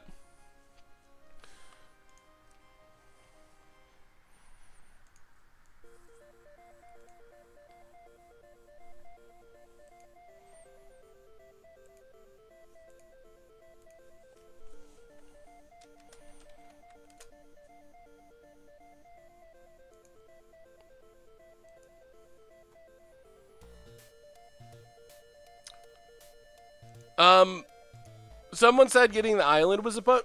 We only have 2 plains and 2 swamps. So we had all of our basic lands on the battlefield there. Alright. Oh, this hand is actually super good. This is... unless our opponent gets the crazy Bushwhacker hand, this hand should be able to beat their deck. Lone Missionary, double Shriekmaw into Seance back double Shriekmaw.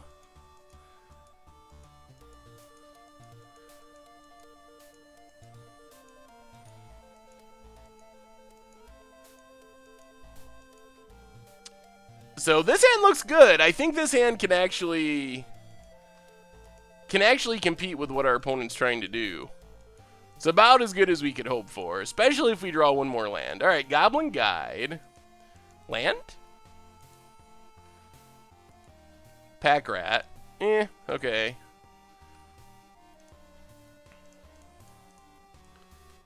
Yeah, let's just Lone Missionary here. Put up a roadblock, gain some life, maybe trade with Goblin Guide. This is the turn. This is the turn where we got to see what happens. Admiral Average, 5 months in a row, should really try mono board wipe deck for Commander. Ooh, that does sound like fun. Always fun to watch opponents despair. Well, welcome back to the Fishbowl. Thank you for your subscription. Big scoops here for our new subscriber. Ooh, alright. No big explosive turn. Goblin Guide. Another lone missionary. Alright, that's not bad. Well, we'll block Goblin Guide. What do you got, opponent? Thalia. Well, since it's a Thalia, I think we just evoke a Shriekmaw. Kill Thalia.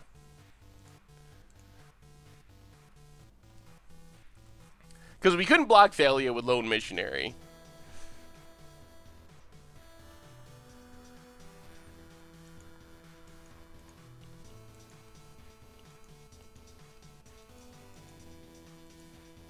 Opponent plays a couple of 1-drops.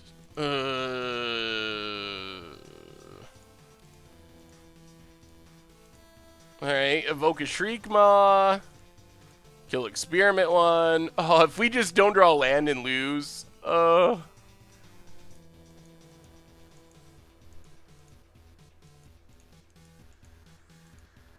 Man, look at this graveyard for seancing. We're so close.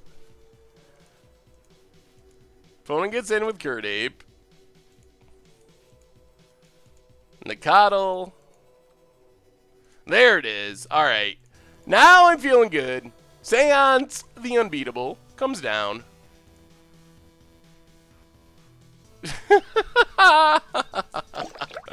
Oh, we got the land. Weatherman 12, welcome to the Fishbowl, and thank you for your subscription. Big scoops here for our new subscriber. Well, we're seancing. Now we just want a blue source. That's the last thing on our list. Oh, this is so good in this scenario. We even get a blocker so they can attack. So much value. Unless our opponent has a way of killing Seance, I don't think they can get back in the game. And we could draw blue mana.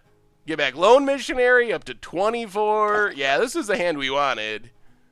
And there's our blue mana. So Flooded Strad, Crack Flooded Strad, Dirty Trap Salesman, welcome to the Fishbowl, and thank you for your subscription. Big scoops here for our new subscriber. And also Birdie Sanders, welcome you as well to the Fishbowl. Big scoops cheer for you too. Thank you all. So many subs tonight. Definitely appreciate it. So, evoke Muldrifter, so it goes to the graveyard, so we can get it back from the graveyard. Play another Lone Missionary, up to 27 life, against our opponent's deck that played, what, 5 1-drops so far, and a Thalia? Pretty good. Pretty good. I mean, if we live long enough to get our engine going, it's going to be very hard for this deck to beat us. More lands. Okay. Oh, did I not update it? We're 3-1. Oh, we're not 3-0. I'll fix it. Yeah, we lost last round to something. Opponent's going to go attacking. Well, we're going to double block. We lose our Muldrifter anyway, so we might as well. And Lone Missionary can come back from the graveyard. Yeah, Fulminator for the land destruction would be pretty sweet. Opponent's down to 3 cards. I don't think we seance yet. I think we wait until our opponent's turn. Sofin99, welcome to the Fishbowl, and thank you for your subscription. Big scoops here for our new subscriber. Pack Rat. Marsh Flats, crack it. Now we can leave up Path and start making rats. And get back Shriekmaw. Another new subscriber. So many subs. The sub train is running. BedGCF, BGCF07, welcome to the Fishbowl. Thank you for your subscription. Big scoops here for our new subscriber. Hey, thanks, Jason Mind Manipulator. I'm glad you liked it. We're seancing tonight. The build's definitely different, but it's also sweet. Another sub, Confinic, welcome to the Fishbowl. Thank you as well for your subscription. Big scoops here for our new subscriber, and our opponent scoops it up. Cannot compete with the Seance. So this is it. This is it. Our opponent's going to be on the play. Oh, man. Not feeling confident. Not confident at all that we're going to win this. But we have a chance. For the 4-1, there's a significant difference in treasure chests. We get to open 4 instead of 1, I believe, if we can win this one game. It all comes down to this. Newman 2 nuts. Yeah, it's actually really fun. This build is actually from Zach Elsick, if you missed that earlier, who happened to also be very influential in Lantern, so kind of makes sense.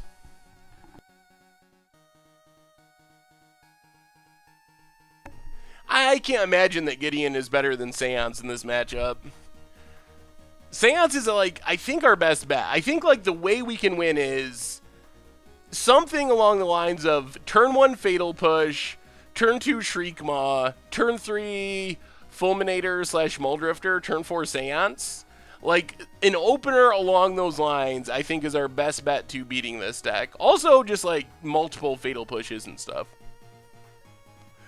But Seance is definitely involved in winning. Yeah. We don't really have negates or anything, so that's a card that I might add to the sideboard, but I play negates even when I shouldn't. If I have blue mana in my deck in Modern, I just always have a negate at least in my sideboard.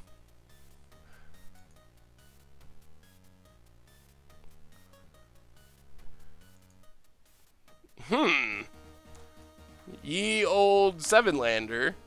Ghost of Worth at the worst possible time. Oh, man. There's no way this hand wins, but I love it too much to mulligan it. We're going to keep.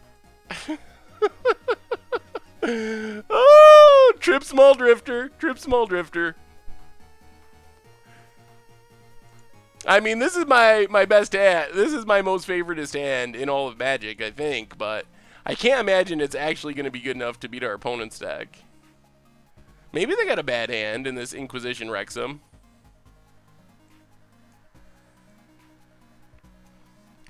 Well, their hand's not great. I guess we take Bushwhacker. That's the most damage. Pass the turn. Lone Missionary off the top would be nice. Removal off the top would be nice. Like Fatal Push or Path. Opponent not drawing lands for several turns. Fatal Push. Alright. We are kind of doing it. Man, is this hand gonna work? If our opponent whiffs on a land here, this hand might actually work. Because Double Path isn't that great against the plan of evoking Muldrifters. Alright, there's the attack. Fatal Push to the Nam Nam. Take 1.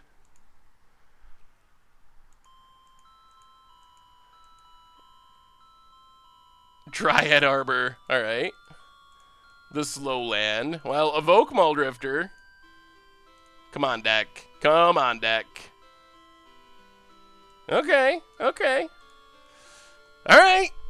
I mean, that's not great, but it's not horrible. Here comes Burning Tree. Hopefully they didn't draw another Bushwhacker. Pumps up Experiment 1. Bushwhacker would be super deadly. Or super bad for us. Come on. No follow-up.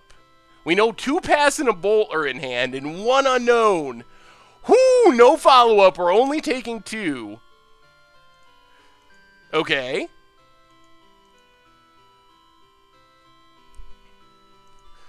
Hey, welcome, Sinbad Dog. Oh, man, we're so close. Marsh Flats.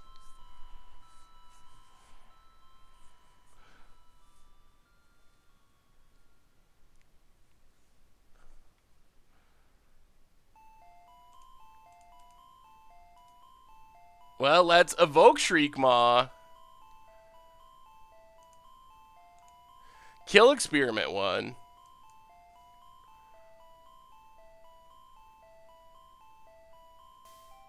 Play island. Pass the turn.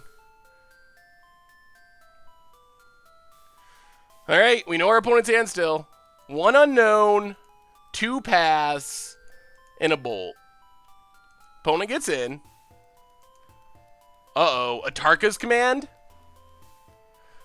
How bad is Atarka's command? It's bad. Down to 7. Fatal Push is pretty good. Bolt, path, so... let's evoke a Muldrifter.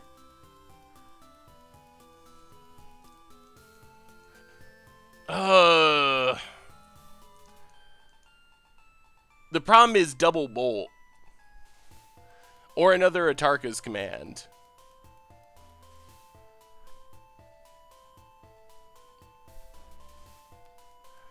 If we crack this fetch...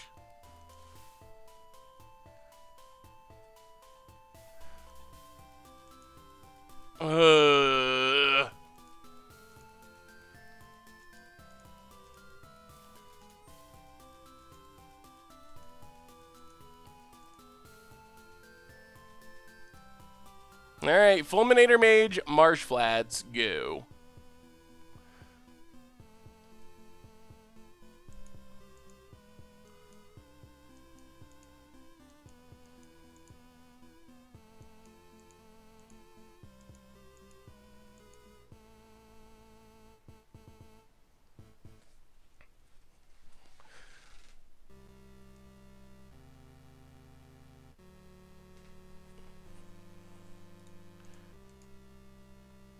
Alright, blow up Dryad Arbor. Opponent floats a mana. Path, Bolt, Unknown.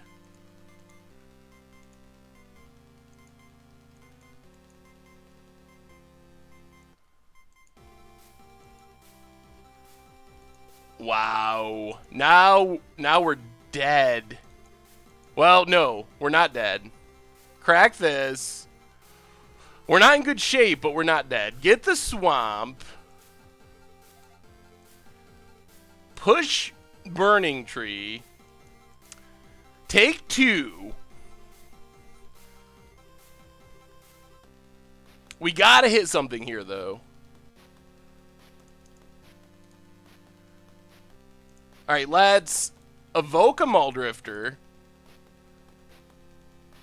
We really could use some life gain. Fetch lands are dead. Another Muldrifter. Evoke a Shriekmaw. Oh my goodness. Pass the turn. See what our opponent draws. No bolts. The Nam Nam. That's actually bad. We need to draw something again. Godless Shrine. We have to evoke the Muldrifter. Because if we cast it, we're dead. Because then they just path and bolt.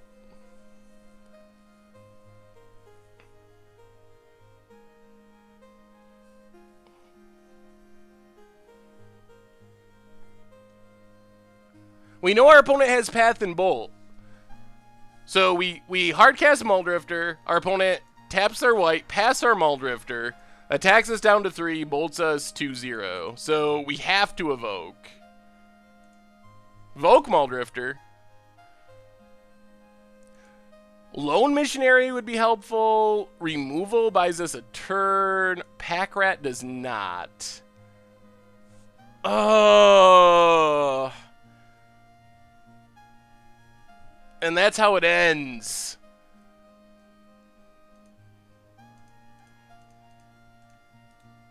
That's it. Wow. Yup. Well, that's a variance of Magic. A little bit too deep on the Muldrifter. Yup. Well, we got a chest. Time to crack open our bulk rare. Oh, that was a painful one. Well, I mean, the deck felt pretty good. I think that pretty clearly go wide aggro decks have got to be... Well, Fire Zero, we already went to 6. I'm not convinced our 5 would be better than that. Maybe we should have just went to 5. But I think if I was going to play this deck again, I would probably add some Supreme Verdict, Damnations, something like that to the sideboard. This deck is kind of different than Panharmonicon. It's definitely somewhat different. I think if you're going to go Panharmonicon, you'd want to go more all in on the enters the battlefield triggers, abilities. But it definitely seemed really sweet. So in the last 2 days, we played 4-color Panharmonicon on Against the Odds. Went really well. And honestly, with this one, we finished 3-2, but that last match was super close. And I think with a couple of sideboard changes, we could probably be even better against the go wide decks, which would fit better with the current meta, with like that Revolt Zoo deck and stuff. So I think that with a couple sideboard changes, this deck could be even more legit. The Exploit -1/-1 card, that could work. Orzhov Pontiff kind of does the same thing and is probably just better. Unless it's a budget consideration, then the Exploit one might be the way to go. Otherwise, Orzhov Pontiff is probably the best option. Anyway, let's crack our chest. We only get one tonight, but you never know. Sometimes one is all you need. This could be the Rishidan port we've been trying to get forever. Or Liliana. This could be the one, finally. And then we could probably close off with a game of Momir. Yeah. We'll close after the chest opening. We'll close off with a game of Momir tonight. So if you're at the top of the Momir list, get ready. It's gonna be your time to shine. So yeah, here it goes. One chest. Come on, Ghost of Worth, be nice to us. Odric, Master Tactician. Ooh, yeah. Okay. Well, Die Young and Ruinous Gremlins. Not a great chest. But what can you do? I mean, we got a masterpiece last time on Tuesday's stream, Platinum Angel, so that was something. So, we got a subscriber there, too, as I was opening that. MTG Fun! Welcome to the Fishbowl. Yeah, it's like the third best Odric. Actually second, but thank you for your subscription. Big scoops here for our new subscriber. So if you are on the Momir list, send me a challenge and I will accept. We're going to close out tonight's stream with some Momir. Pull up the Momir lay.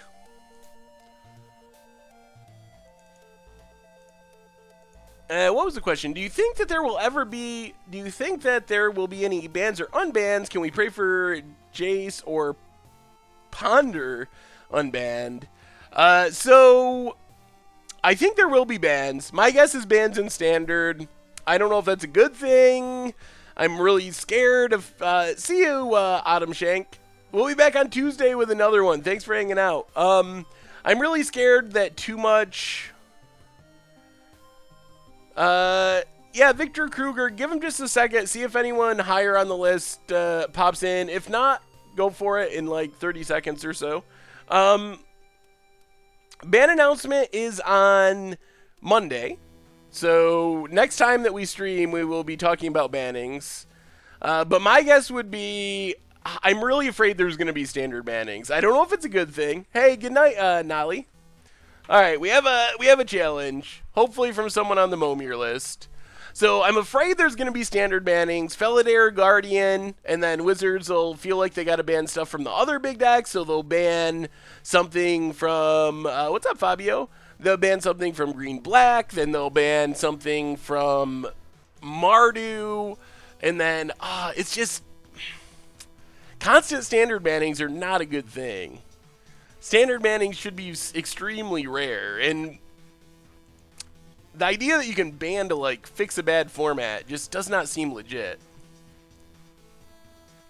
So we'll see. Maybe there'll be nothing. I think the ideal outcome is nothing.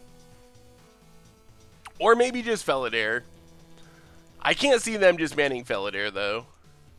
When it enters the battlefield, tap all the lands you control. Apparently, 3/3 for 3 used to be overpowered to the point that you had to have a downside. We get a Lone Rider. Not that exciting because it can't flip. Oh, no. Oh, no. Alright, so there will be punting on this stream. Let me read banding for the millionth time. Maybe I'll play it properly. Banding. So this is Benelish Infantry, a 3-mana 1/3. Any creature with banding and up to one without can attack in a band. Bands are blocked as a group. If any creature with banding you control are blocked or being blocked by a creature, you divide that creature's combat damage, not the controllers, among any of the creatures being blocked. Or I have no idea what's happening. Something happens. Okay, kill my banding creature, please. Oh, you can't. It lives.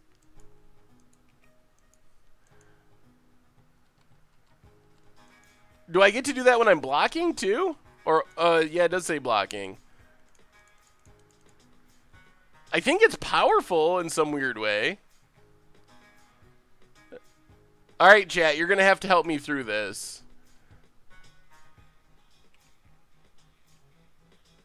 Yeah, that's the problem, Victor Kruger. Too many bannings, especially in Standard, makes people quit Magic, and that's not a good thing. Ooh. Oh, man. Don't pick the bander.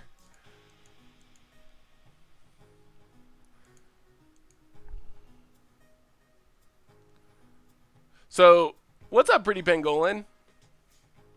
Walking Ballista. All right, yeah, that I could see that being a reasonable ban. Opponent gets in with a flyer. Apparently they know how banding works.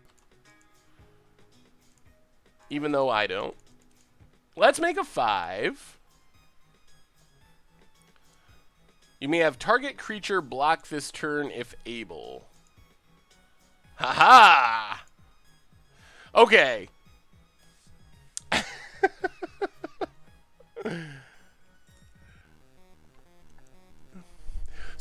So now, chat, help me out with this.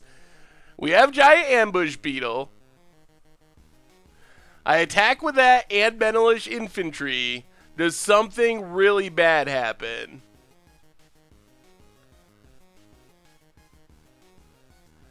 Maze's End with Modern is cool. Yeah, I think this is the best creature our opponent has. That's why I picked the Scion. So just attack with both?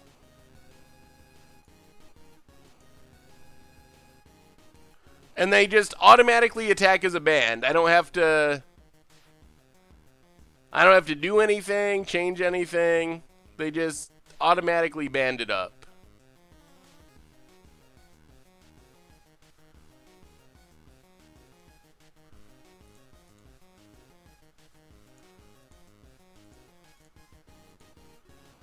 Alright, we're just going to try it. Choose attackers, choose banders. So you and you band. Haha! Okay.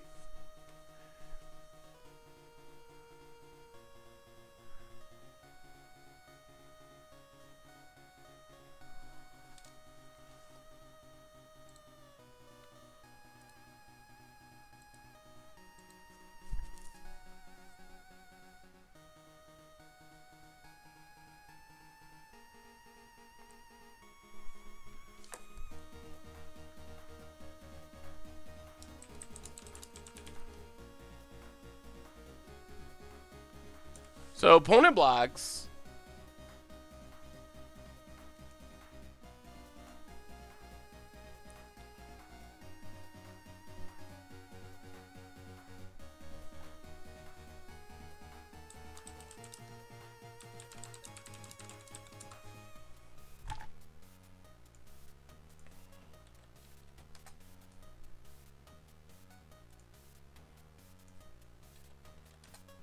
Opponent does a bunch of blocking.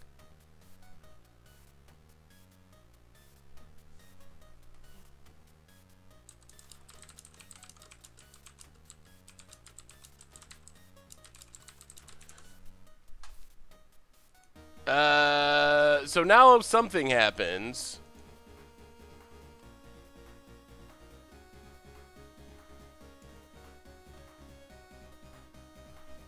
Is this working properly?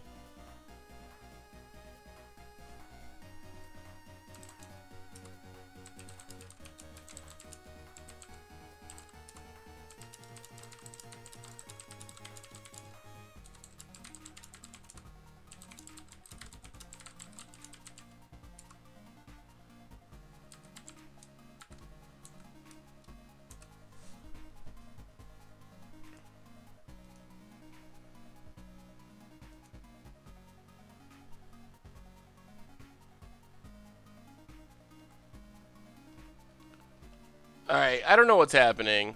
Something died.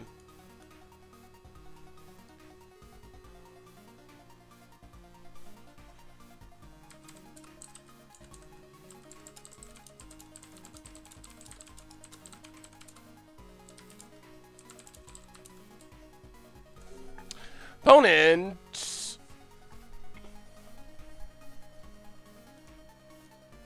gets a morph.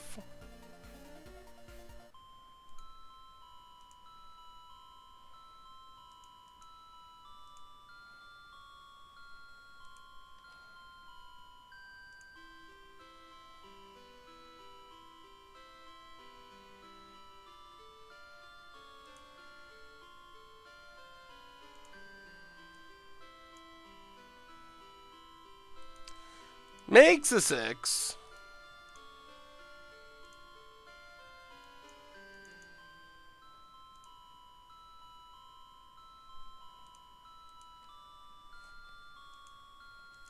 And gets in the air. 4-2. Well, play a swamp and make a 6. Ooh, alright. Cunning Breeze Dancer. Big flyer, so that's good. We have a new subscriber. Binary Swordsman, welcome to the Fishbowl, and thank you for your subscription. Big scoops here for our new subscriber.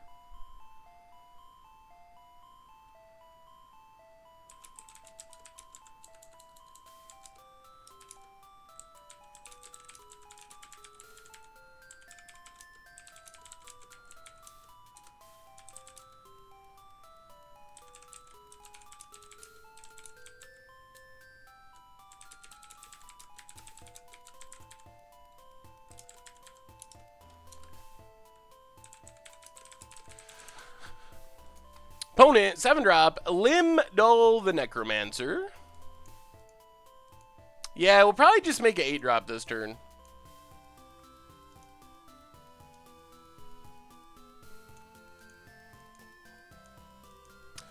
Cash in our Scion. I don't think it's worth cashing the Scion in last turn to make a 7, but okay, that doesn't do anything. Alright, 8-drop time. The best drop in Momir. Hopefully. What do we... Cognivore.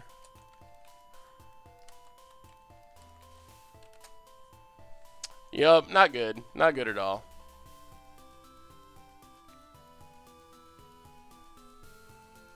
Yeah, Phage is the one that auto-loses the game. We don't want to do banding on against the odds. I still don't completely understand how that works.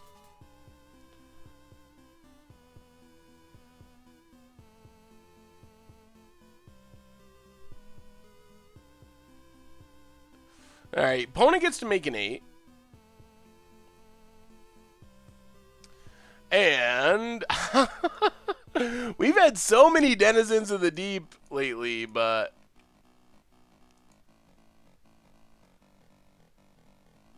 alright. I'm gonna have to see your clip, Jay Zoller.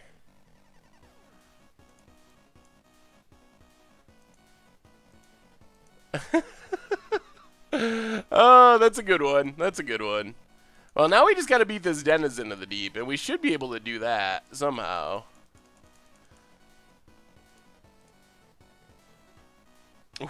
Stormtide is a good way of doing that. Needs a new jank tribe for Richard and Commander Clash. Is there a legend with banding? Oh, there probably is. I think there's a land version. Ooh, Leash of the Tangle. Can attack. Stormtide's really good. I don't even think we make anything.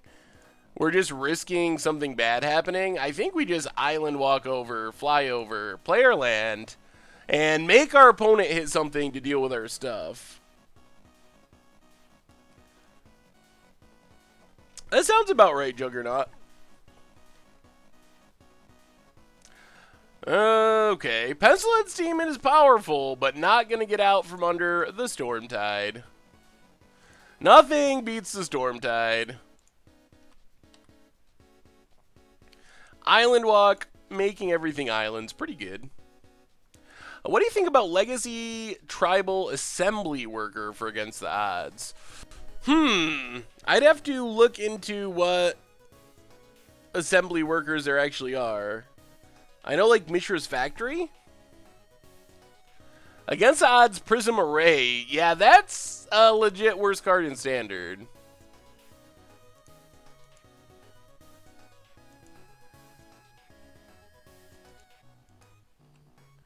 Alright, play the mountain. Pass the turn.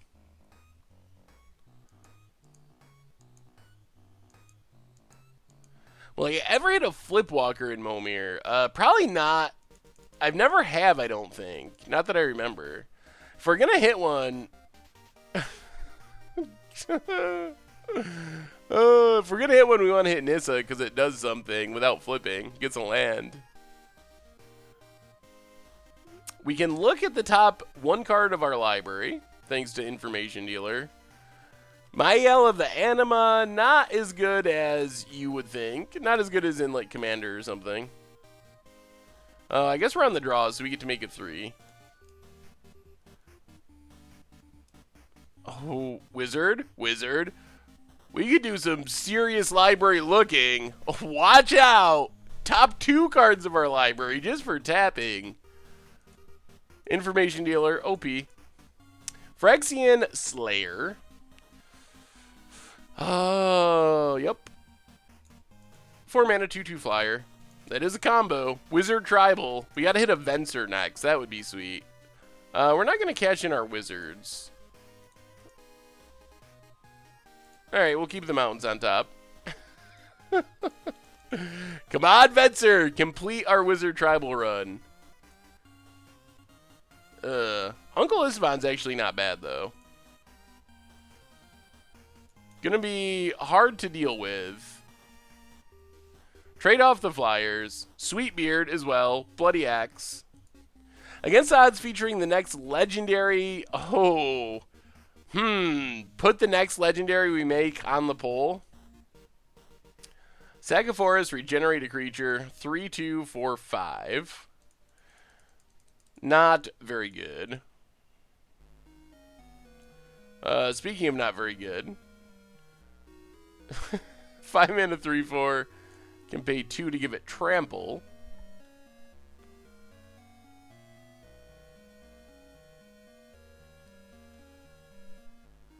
Well, so far it's been the battle of underpowered creatures. Pavel Maliki. 5/3. Can pay 2 to pump it.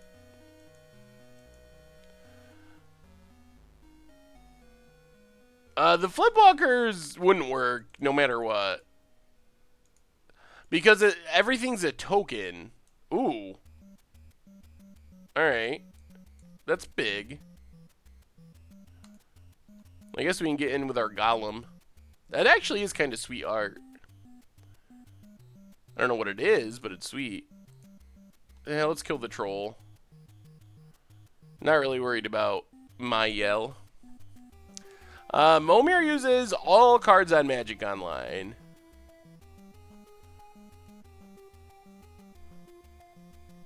For 7 mana, opponent gets Croson Ground Shaker.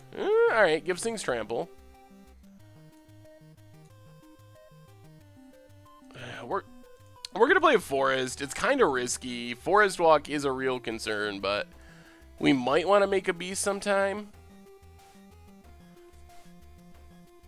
Amplify 3. Reveal dragons in your hand to get counters. Flying, tap it. Alright. So it does nothing. Just a 5/5 flyer. And I guess we pass. I don't really want to trade this for one of these or both of these. Only creatures, though. You can get random cards from Vintage or anywhere. Oh, God. Oh, boy.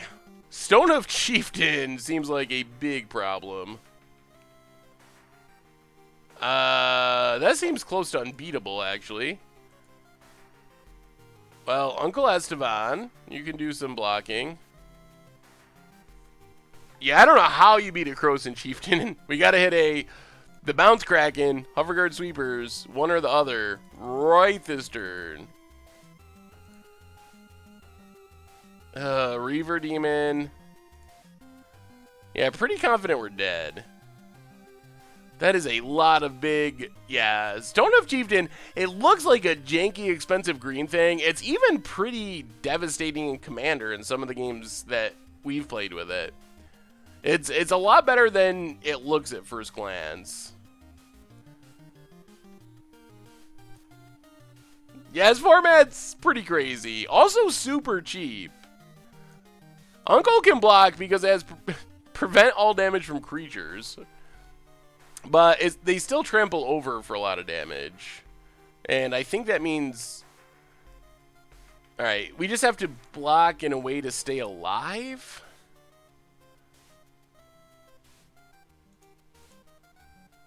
Alright, something like this.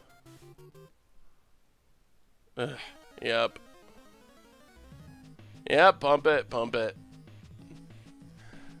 Well, we get one more turn to hit the Bounce Kraken or something. Platinum Empyrean, Bounce Kraken, short list of good things. Does this buy us one more turn? Maybe? So we can tap the Chieftain. I think this gets us one more turn.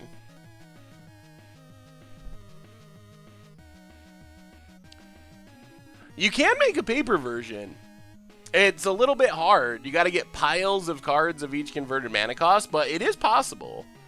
All right, here comes the big attack. Everything tramply, annoying.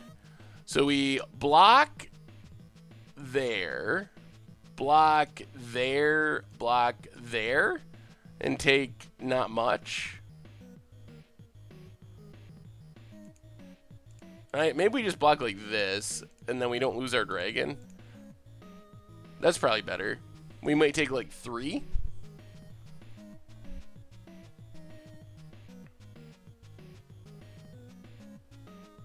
Yep, there's the pumping. Slowly trampling over.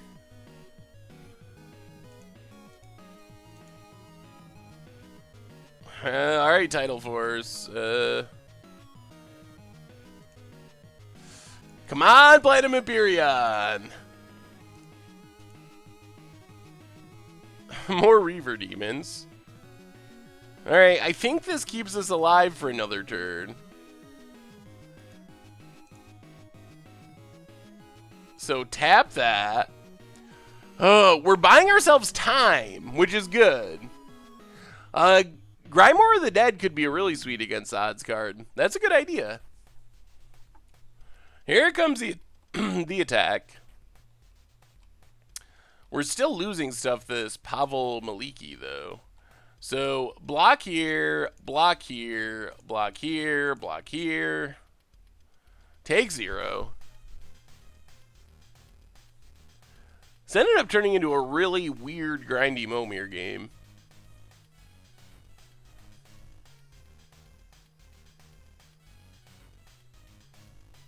What's our opponent making? 10? Desolation Twin. Well, Bounce Kraken. We need the Bounce Kraken. Actually, we might, if we can hit like a Chroma, 6, 12, I think a Chroma would be Xaxes, so a big haste creature. Now we're dead. We tap this. Block. Block. 5, 6, 7, 8. 2, 3, 4. Well, we'll pass, but I'm pretty sure we're dead here. Ashnod's Altar is sweet, but you got to play it in Legacy, which makes it kind of challenging. So that's tap down. But it is a good one. There's some sweet combos. Yeah, I don't think we can block our way out of this. Block, block, block, block.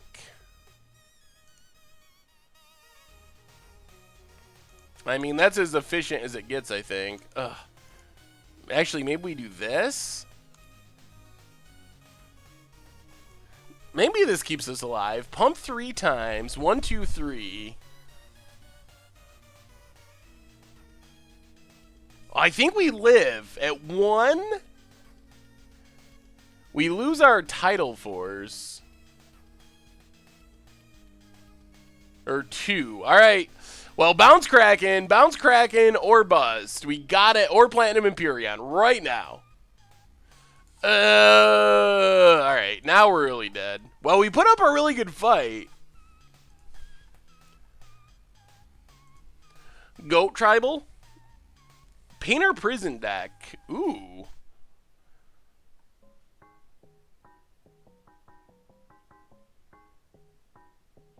Voice sounds so familiar, does it? Seth, probably better known as Saffron Olive.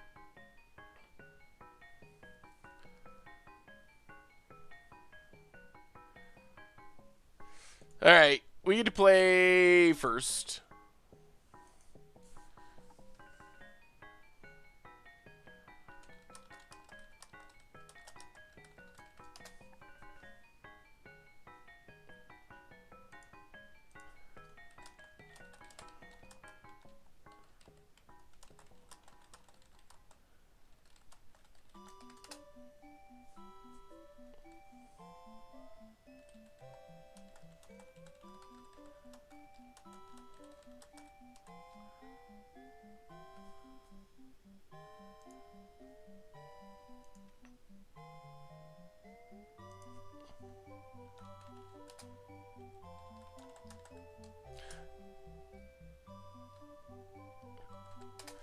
Alright, so I think we're going to do... And then you have to attack with everything? Oh my god. So is this like timeout Momir? Oh, once you have 7 creatures, you have to attack with everything every turn. Alright, so I guess we're doing Flattery for the last game. So basically...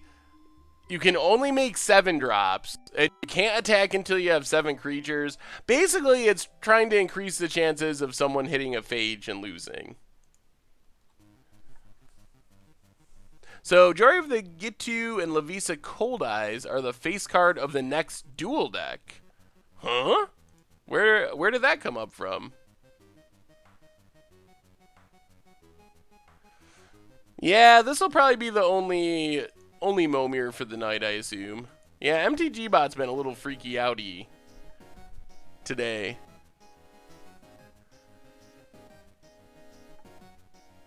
Alright, land drops, heading towards the 7. Oh, interesting. I haven't been able to check Reddit since we've been streaming. Those are good face cards if they're legit. Lavisa Cold Eyes is kind of weird.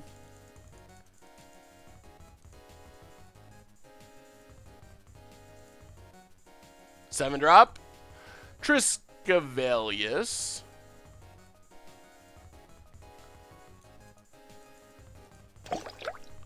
We have a new subscriber, Shade Bankaling. Welcome to the Fishbowl, and thank you for your subscription. Big scoops here for our new subscriber. Yeah, the all zero drop game was so bad. I will never do that again.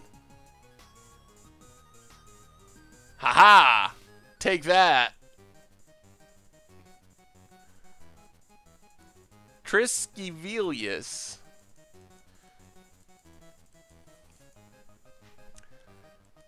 Oh, Benkai King. That makes more sense. Oh, God. That's a good one.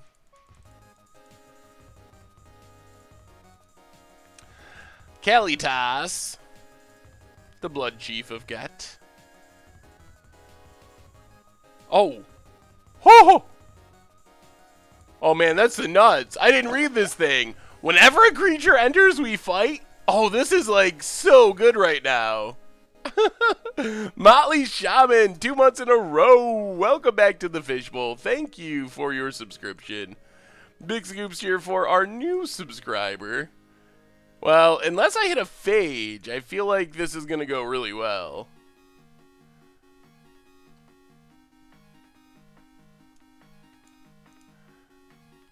We just just shoot down every creature.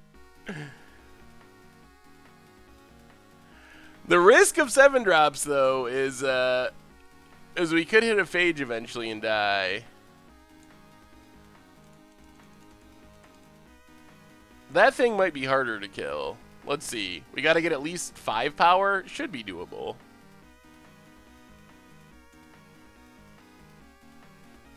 You may assign Butcher Ogre's damage divided as you choose among defending player, or any number of creatures he or she controls. I might never get to 7 creatures, though. Imperial Hellkite. That's the problem. Apparently I can't attack until I get 7 creatures.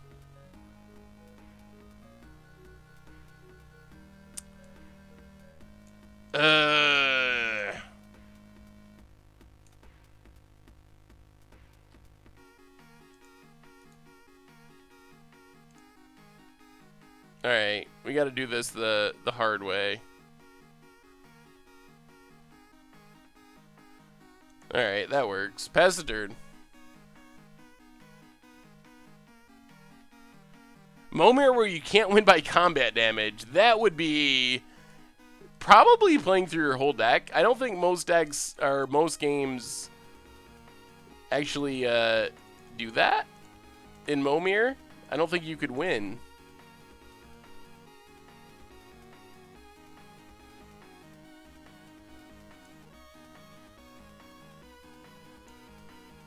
Oh, okay.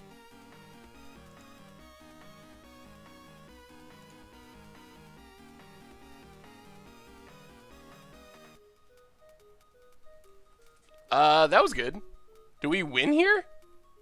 What a weird game this is.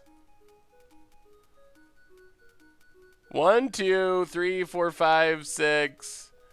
We'll wait one more turn. One more turn and then we'll start attacking. One more chance to hit a phage. So this is it. Next turn we have 7 creatures. One way or another. So we could hit a phage here and lose. Just to be safe. Oh no, we can't make a creature. Oh, I should have done that differently. Because now they just fight and we don't have 7 creatures.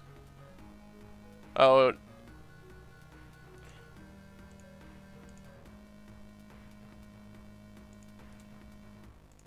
Alright, this works. Make a token. Token fights. That fights. 1, 2, 3, 4, 5, 6, 7. So does that mean I get to attack? Alright, one more. One more. I'll be nice. One more. Alright.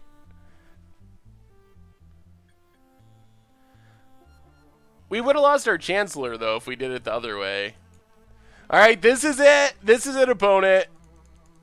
Phage or we're going to attack. 7 mana. Discard the island.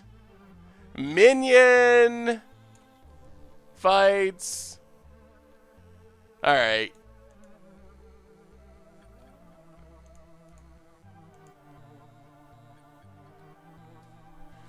And I think that does it.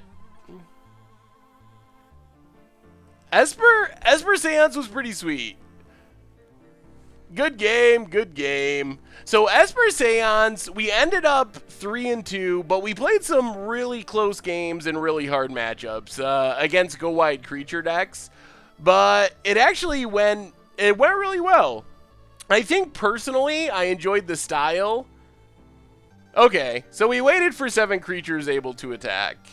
So I did it properly. I'm not up on the rules of flottery. I think personally I had more fun playing against the odds version, but the Esper version felt really competitive. Good game. I enjoyed the game of Momir. I make sure that you win the Modern Masters box? I can't promise that, but I'll put in a good word. It's actually all done automatically, so I don't have any control over it, unfortunately. Or fortunately, probably. Yeah, so Esper Seance was super sweet. The one we played on Against Odds was also super sweet, and I had a ton of fun playing that too, so Seance is worth exploring. I really enjoyed it, but anyway, I think that's going to wrap it up for tonight. So what do we got coming up? Tonight, we have a This or That Magic. Normal stuff over the weekend. A Much Brew featuring the crazy Splendid Retreat deck for Standard. Then all the normal stuff, articles and Budget Magic next week. We will be back. Oh yeah, and Commander Clash on Friday, of course. What's our theme? Oh, it's the timepiece one, I believe. So the beginning years of modern time frame. It's pretty interesting. What was the budget modern goblin deck? 8 whack goblins. I think we made it like last winter is when the episode went up. But if you look up 8 whack goblins budget magic, you should find it. So anyway, reminders on the way out the door. The YouTube channel is where you can find all the video series, Against Odds, Budget Magic, This or That Magic coming out tonight, Commander Clash tomorrow. Of course, if you want to check out the stream, you can go back and watch this stream with Esper Seance, or the stream from Tuesday where we were grizzle branding people with elves on the replay YouTube, so make sure to check that out, sub to that as well.